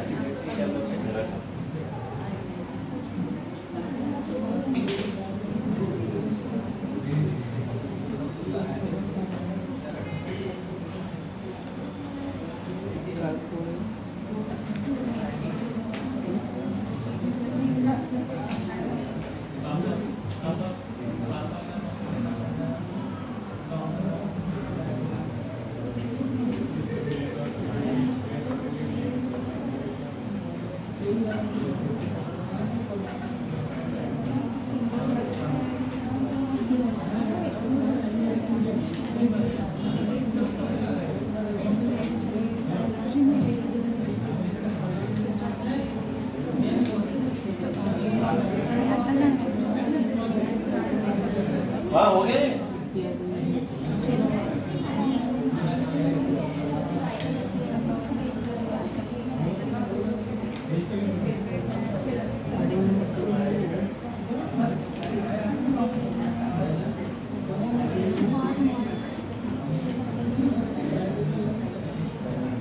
अब देखिए जो इंडस्ट्रियल रिवॉल्यूशन है या फिर औद्योगिक क्रांति का युग है, इस औद्योगिक क्रांति के युग को अप्रोक्स हम मानते हैं मिड 18th सेंचुरी, ठीक है।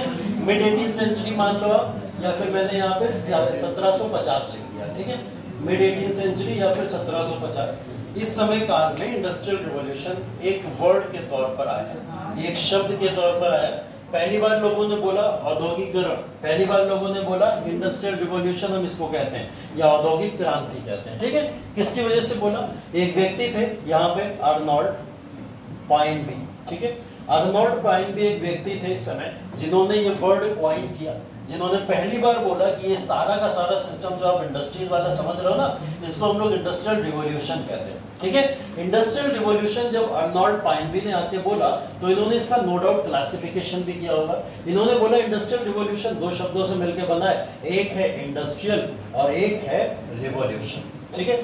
ये 2 शब्दों से मिलके ये वर्ड गढ़ा गया है जिसका मतलब है इंडस्ट्रियल रिवॉल्यूशन या औद्योगिक क्रांति।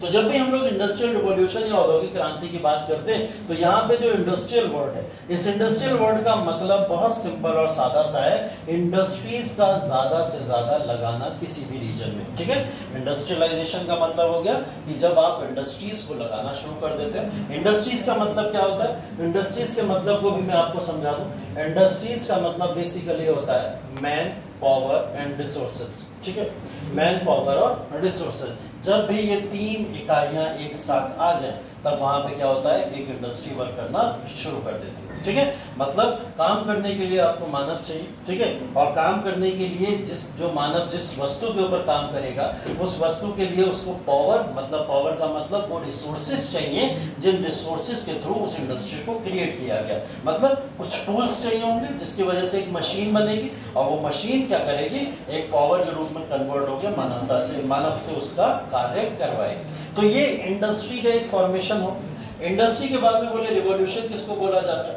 रिवॉल्यूशन उस चीज को बोला जाता है, ये वर्ड आप पहले भी सुन चुके हो, पहले भी आपने पढ़ा है, जब भी किसी भी एक नई चीज की क्रांति होती है। क्रांति का मतलब जब भी सोसाइटी के अंदर एक बड़ा चेंज आता है। सोसाइटी में क्या आता है? एक बड़ा चेंज आता है। वो चेंज कुछ भी हो सकता है, जैसे 1857 की क्रांति पड़ी। ठीक है, वैसे उसको विद्रोह बोला जाता है। हमने फ्रांस की क्रांति देखा, जैसे क्रांति वर्ड अगर लगा हुआ है तो क्रांति का मतलब क्या हुआ, पहले कोई शासक था, बदल के एक नया शासक आ गया। ठीक है, इसी तरीके से रिवॉल्यूशन का मतलब जब सोसाइटी में एक नया चेंज होता है, कुछ बड़ा बदलाव होता है, तब उसको क्या बोला जाता है? रिवॉल्यूशन बोला जाता है। वो रिवॉल्यूशन जरूरी नहीं सोसाइटी में वॉर या फिर किसी डिस्प्यूट के बेसिस पे हो, वो रिवॉल्यूशन पॉजिटिव भी हो सकता है जो किसी चीज का निर्माण करे, जैसे यहाँ इंडस्ट्री का निर्माण करा। तो हमने इस पूरे वर्ड को मिलाकर क्या बोल दिया? Industrial revolution. ठीक, इंडस्ट्रियल रिवॉल्यूशन सबसे पहले कौन से देश में आया? इंग्लैंड में आया था। ठीक है, इंग्लैंड के अंदर सबसे पहले इंडस्ट्रियल रिवॉल्यूशन का शब्द गढ़ा गया था और इसी जगह पे सबसे पहले इंडस्ट्रियल रिवॉल्यूशन आया था। बहुत बड़े कारण हैं कि इंग्लैंड में ही इंडस्ट्रियल रिवॉल्यूशन क्यों आया था, क्योंकि ये क्वेश्चन दिमाग में आना चाहिए। इंडस्ट्रियल रिवॉल्यूशन अमेरिका में भी तो आ सकता था, यूएसएसआर में भी तो आ सकता था, फ्रांस भी मजबूत था, जर्मनी भी मजबूत था, सब मजबूत थे, यहाँ पे भी तो इंडस्ट्रियल रिवॉल्यूशन आ सकता था। लेकिन इंग्लैंड में ही क्यों इंडस्ट्रियल रिवॉल्यूशन आया, एक बड़ा क्वेश्चन है। देखिए, पहले प्रॉफिट बता दूं, हमने एक बात की थी, चर्चा की थी, आपको बताया था कि इंग्लैंड की जीडीपी कितनी होती थी? 2 से 3% अप्रॉक्स होती थी। भारत के ऊपर रूल करते करते 1947 आते आते इन्होंने अपनी जीडीपी को 22 से 23% कर दिया था। ये भी बताया था हमने आपको। ये 2% की जीडीपी इंडस्ट्रियल रिवॉल्यूशन से पहले की भी, जब इंग्लैंड की जीडीपी मात्र कितनी हुआ करती थी वर्ल्ड में अपना कंट्रीब्यूशन देने में, कितनी? 2%। इंडस्ट्रियल रिवॉल्यूशन के आने के बाद और 1947 जब भारत को आजाद करा उस तक इन्होंने अपनी जीडीपी का ग्रोथ कर लिया था 22% तक। ठीक है, तो एक बहुत बड़ा मार्जिन 20% का जो आपको दिखाई दे रहा है, इस मार्जिन का मतलब क्या है? सिंपल और बहुत ही सिंपल है कि यहाँ पर 2 फैक्टर वर्क किए होंगे। एक तो इंडिया की वेल्थ ये ले गए होंगे, ठीक, और दूसरी चीज इंडस्ट्रियल रिवॉल्यूशन इनका सक्सेसफुल तरीके से काम कर गया होगा। ये 2 बड़े सिद्धांत रहे होंगे जिसकी वजह से इन्होंने अपनी जीडीपी को एनहेंस कर लिया होगा। ठीक, चलो अब समझो, इंग्लैंड है, इंग्लैंड के अंदर ही सबसे पहले इंडस्ट्रियल रिवॉल्यूशन क्यों आया? क्या इसके कारण हो सकते हैं? कौन बताएगा? बताओ। हाँ बताओ। सारी चीजें उपलब्ध थी, जैसे हाँ हाँ श्रमी उपलब्ध था, हाँ अच्छा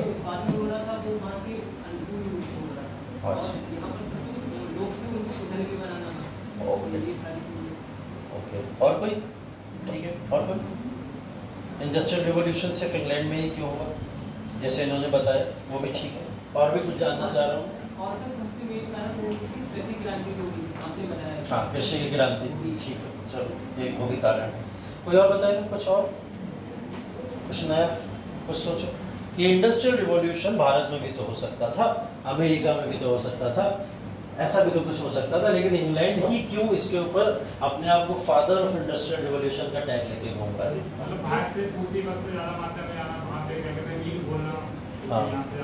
भारत से उन्होंने अच्छा खासा सूती वस्त्र ले लिया था, जिसकी वजह से उन्होंने वहाँ पे इंडस्ट्रीज लगा ली।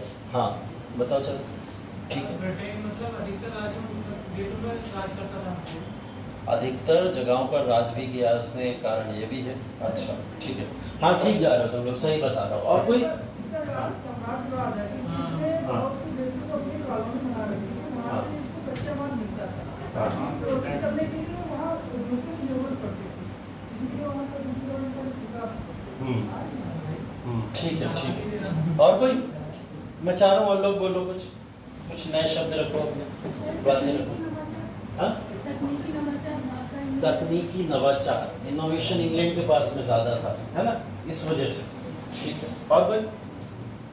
बहुत सारे पॉइंट्स हो सकते हैं, मैं मेजर पॉइंट्स पे आ जाऊंगा कंक्लूड करके। जो लोग आप बता रहे हो वही लिखूंगा बस, यहाँ अपनी तरफ से कुछ नहीं लिखूंगा, बस वही लिखूंगा सारे के सारे जो आप लोग बताएंगे, बस उनको एक्सप्लेन कर दूंगा कि आप लोग बता क्यों रहे इसको। और कोई?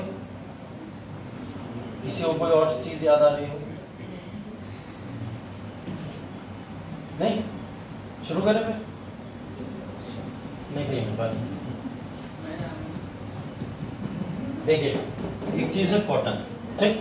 अब एक एक करके कुछ चीजें लिख रहा हूँ जो आप लोग ने बोली, उन्हीं चीजों को लिख रहा हूँ, ठीक। और कॉटन के अलावा एक चीज आप लोग ने बोली थी,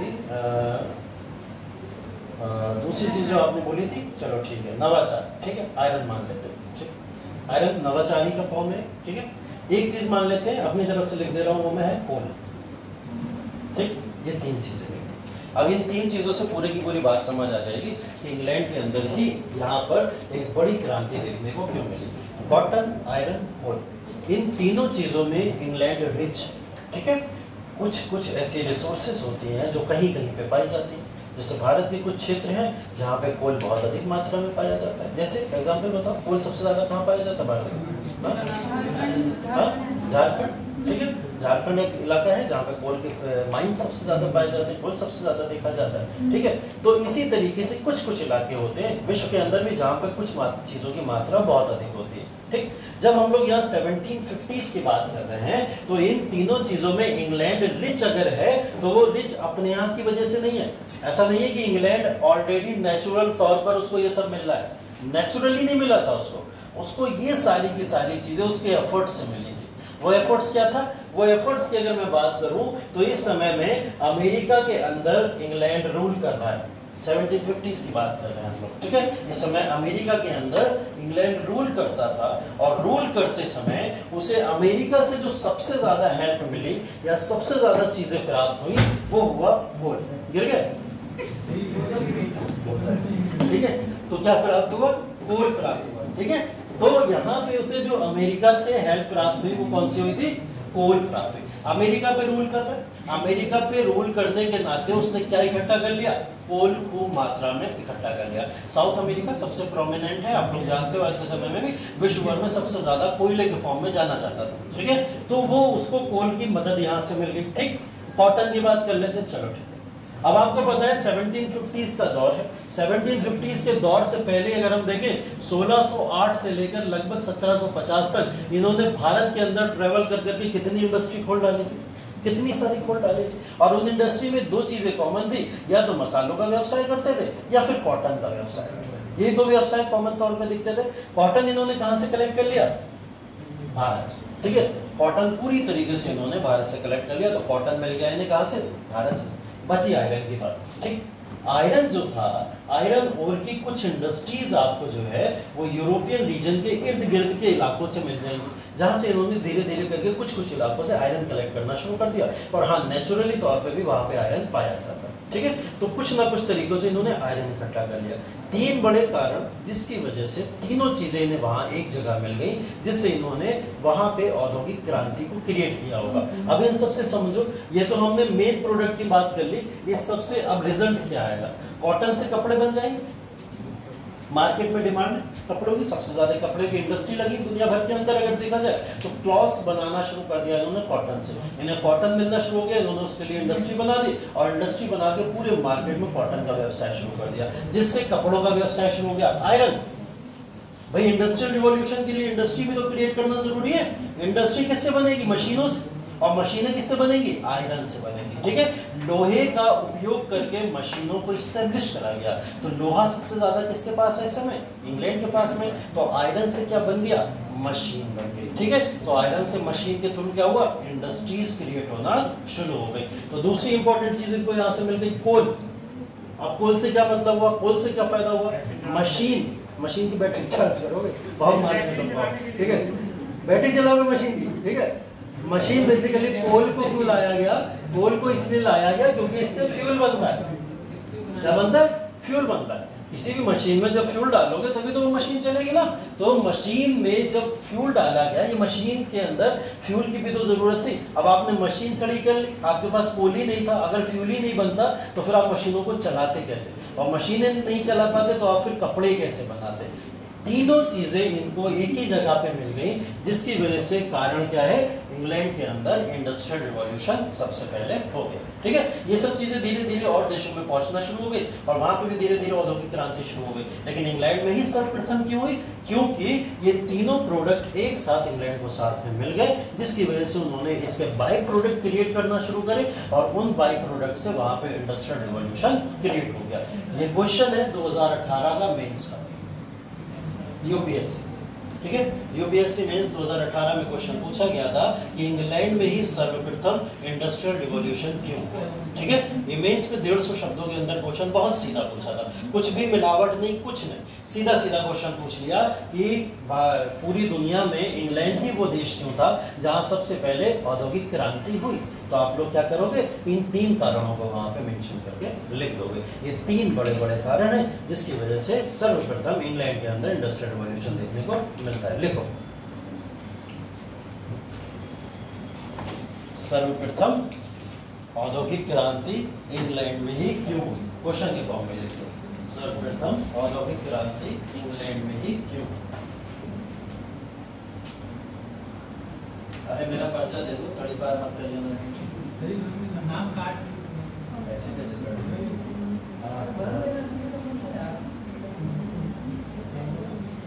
38 लोग हैं।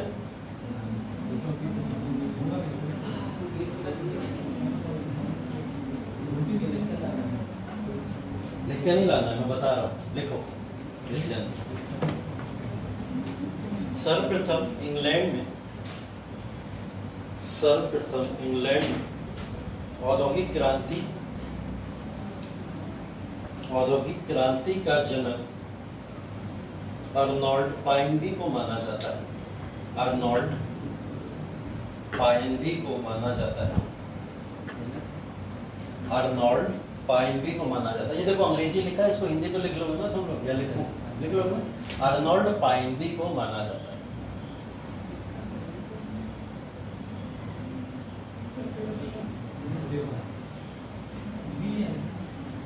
पाइनबी, ठीक। इंग्लैंड में सर्वप्रथम औद्योगिक क्रांति होने के पीछे निम्न कारण जिम्मेदार थे। इंग्लैंड में सर्वप्रथम औद्योगिक क्रांति होने के पीछे निम्न कारण जिम्मेदार थे।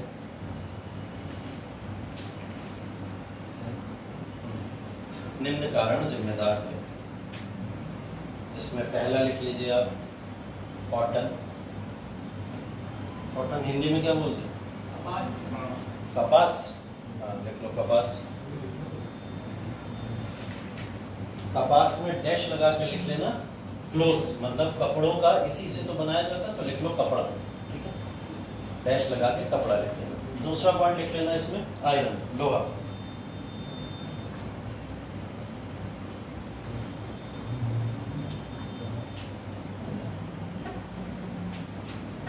तीसरा, लोहे के आगे डैश लगा के लिख लेना, आधुनिक मशीनें।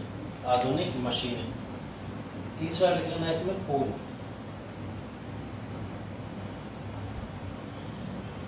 कोल मतलब कोयला। कोयले के आगे डैश लगा के लिख लो, फ्यूल, ठीक है, फ्यूल।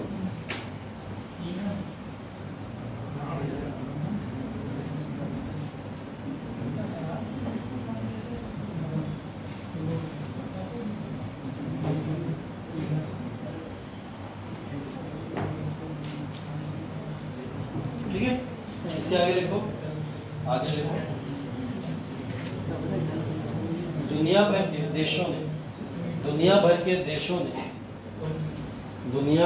देशों ने इंग्लैंड को औद्योगिक क्रांति का जनक माना है। औद्योगिक क्रांति का जनक माना है, औद्योगिक क्रांति का जनक माना है क्योंकि औद्योगिकरण के रूप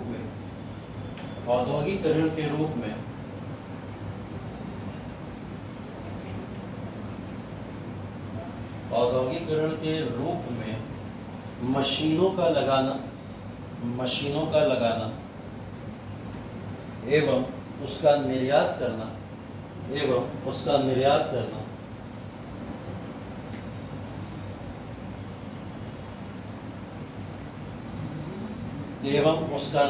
करना केंद्र बिंदु के तौर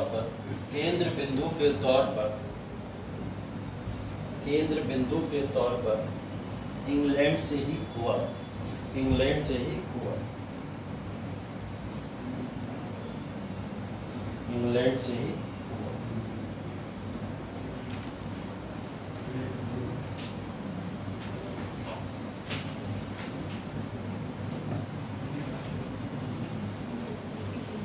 ठीक है, चलिए आगे बढ़ते हैं। इसके बाद अब देख लेते हैं इसके कुछ salient features.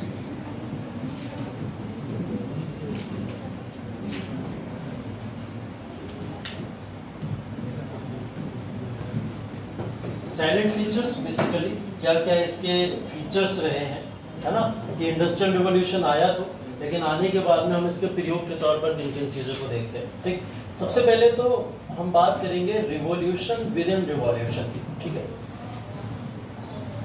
Revolution with in revolution एक एक करके लिख देता हूँ, उसके बाद में आप लोग समझते चलिएगा इसको चीजों को। ठीक है, उसके बाद में अगला पॉइंट लिख रहे हैं हम लोग, ब्रिटेन बिकम एपिसेंटर।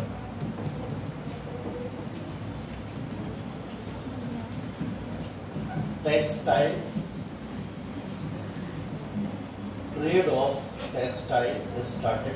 ठीक है, ये तीसरा पॉइंट है। और इसके बाद में चौथा पॉइंट लिख लेंगे हम, चेंज इन एग्रीकल्चर पैटर्न।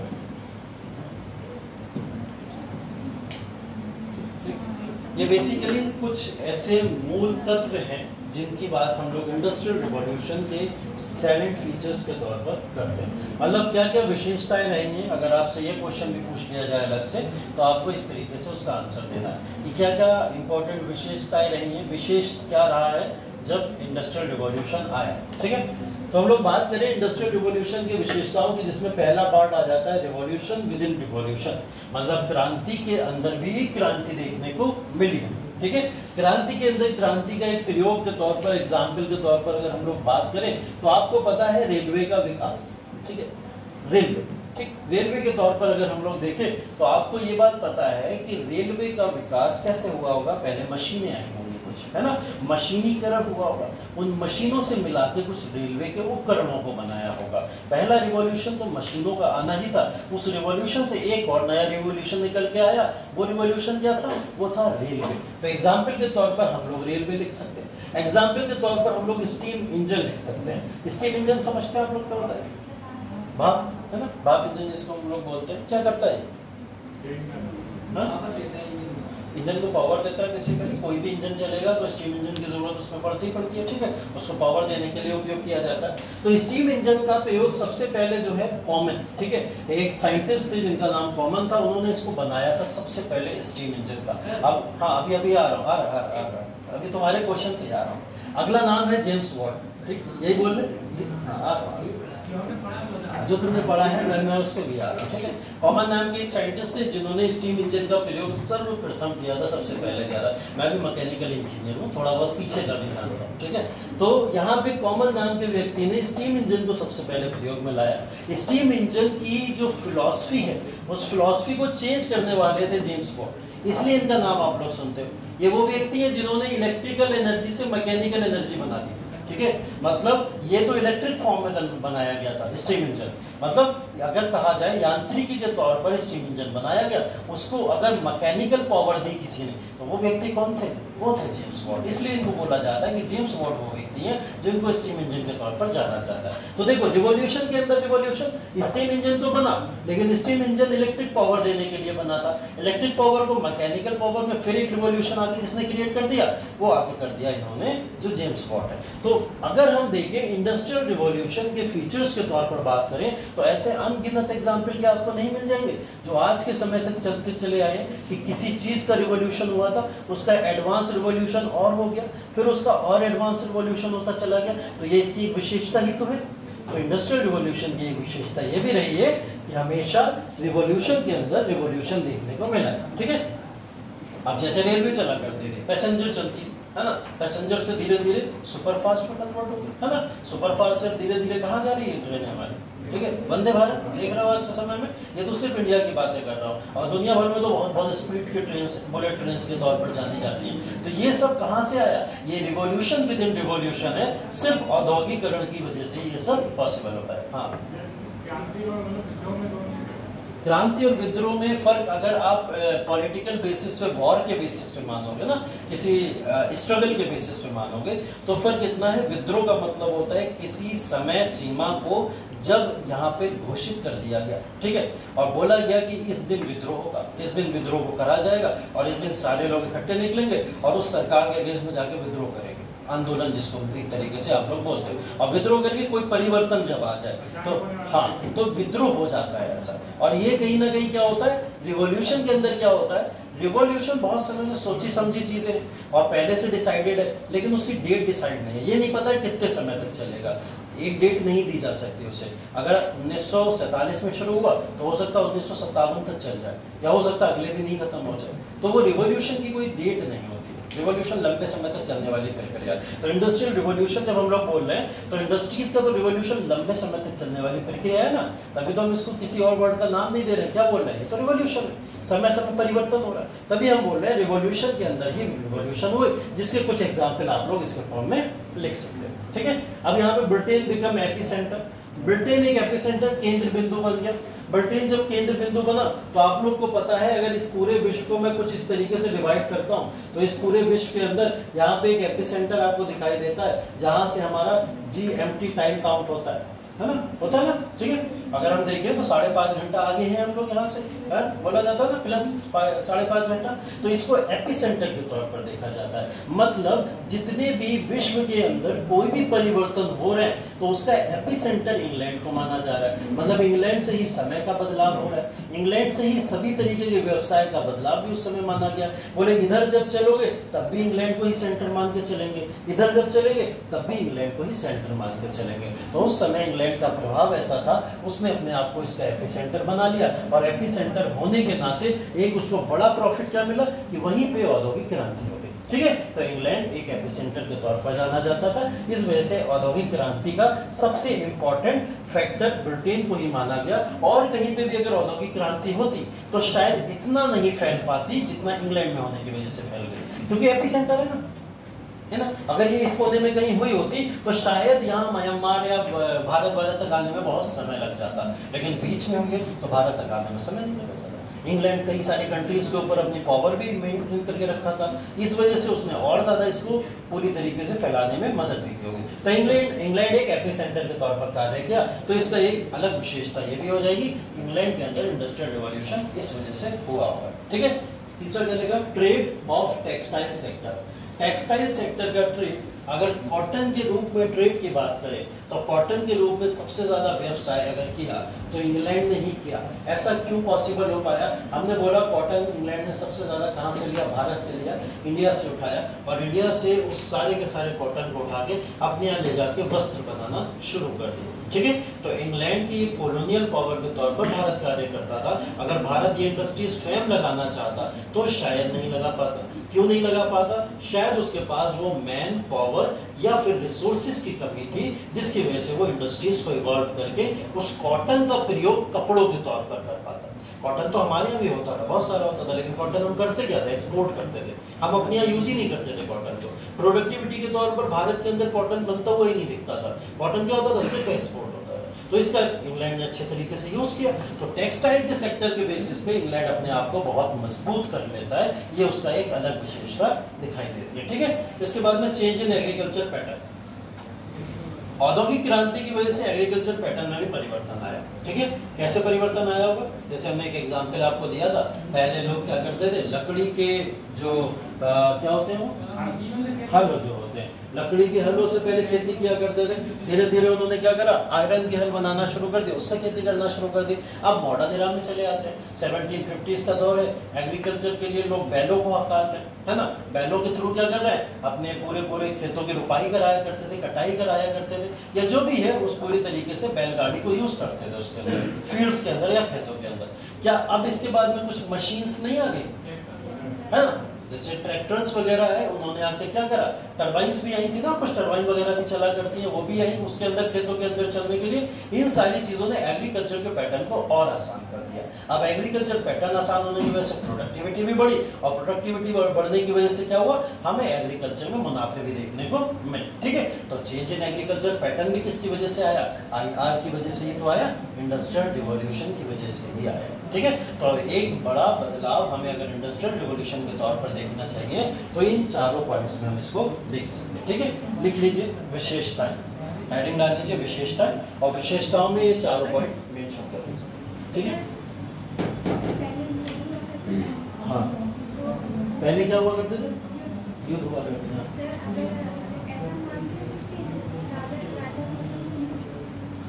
राजा खत्म तो युद्ध समाप्त, हाँ ज्यादातर ऐसे ही होता था, मैक्सिमम टाइम में यही हुआ है कि राजा जो सबसे ऊपर किंग बैठा हुआ है ना, अगर वही खत्म हो गया। शतरंज का खेल देखा, शतरंज है देखा होगा, अगर खेला नहीं होगा तो देखा होगा, उसके अंदर राजा को जैसे ही चेक एंड मेट करते हैं वैसे ही पूरा खेल खत्म हो जाता है ना, तो वैसे ही वो सिद्धांत आया कहाँ से, इसी से तो आया कि राजा खत्म तो युद्ध खत्म, है ना। कई बार ऐसा हुआ है कि राजाओं के मरने के बाद वहां के वजीरों ने सत्ता को अपने हाथों में ले लिया है, ऐसा कुछ जगहों पे देखने को मिला है। लेकिन नेचुरल थ्योरी यही कहती थी राजा खत्म युद्ध खत्म और सल्तनत का पूरी तरीके से एंड हो जाता है। तो ये इंडस्ट्रियल रिवॉल्यूशन आपको समझ आया, जो भी हमने आज क्लास में चर्चा की, इस सारी की सारी चर्चा को एक बार कॉपी में जाके रिवाइज जरूर कीजिएगा। मैं आपको इसके नोट्स दे दूंगा अभी नहीं, बाद में। अभी मैं आपको एंशिएंट हिस्ट्री के नोट्स दे दूं पहले, है ना। एंशिएंट हिस्ट्री के नोट्स कल के क्लास के बाद दे देंगे, क्योंकि कल एंशिएंट का टॉपिक पढ़ाएंगे हम। ठीक है, कल जो होगा एंशिएंट का टॉपिक पढ़ाया जाएगा। और हाँ, जो पर्चा बनवाया गया था, कुछ लोग पूछ रहे थे कहाँ बनवाया गया था, वो पर्चा आपकी अटेंडेंस की मेंटेन करने के लिए बनवाया गया था। जो लोग आज नए आए हैं उनको बता दूं, अगर कल गायब हो गए, ठीक, आगे डैश डैश डैश डैश बताऊंगा फिर तुम लोग को, ठीक है। तो ये अटेंडेंस है मेरे पास में सभी बच्चों की। रात मैंने देखा था ऑनलाइन सारे बच्चे थे, मैंने देखा था, और अच्छी बात है आप लोग ऑनलाइन यहाँ पे प्रेजेंट थे। ये बेसिकली ध्यान दीजिए, इसकी बात जब हम लोग अटेंडेंस की कर रहे हैं तो आपकी क्लास में अटेंडेंस को मेंटेन करने के लिए कर रहे हैं। अभी जितने भी बच्चे हैं उसमें से एक बच्चा गायब है, कल वाले में से अस्मित त्रिपाठी, और अस्मित त्रिपाठी का मेरे पास सुबह में मैसेज आ गया था कि सर मैं आज नहीं आ पाऊंगा, रीजन लिख के उन्हें पापा के नंबर के साथ भेजा। ठीक है, तो आप चाहे उनसे बात कर लें। और मुझे यहाँ जो भी गायब दिखा इस लिस्ट के हिसाब से कल फिर से, ठीक है, तो फिर मुझे पापा का नंबर चाहिए होगा और रीजन चाहिए होगा क्यों गायब हो। ठीक है, तो बस मुझे वो रीजन भेज देना, पापा का नंबर भेज देना, या घर का कोई भी नंबर भेज देना, जिससे मैं बात करके कंफर्म कर लूँ। ठीक, और मैंने त्रिपाठी के पिताजी से बात भी करी है, चाहे त्रिपाठी से पता कर लेना। ठीक है, चलो ठीक है, थैंक यू सो मच। बाकी मेंटेन रखिए अटेंडेंस वगैरह आपने, और क्लास में रेगुलर है।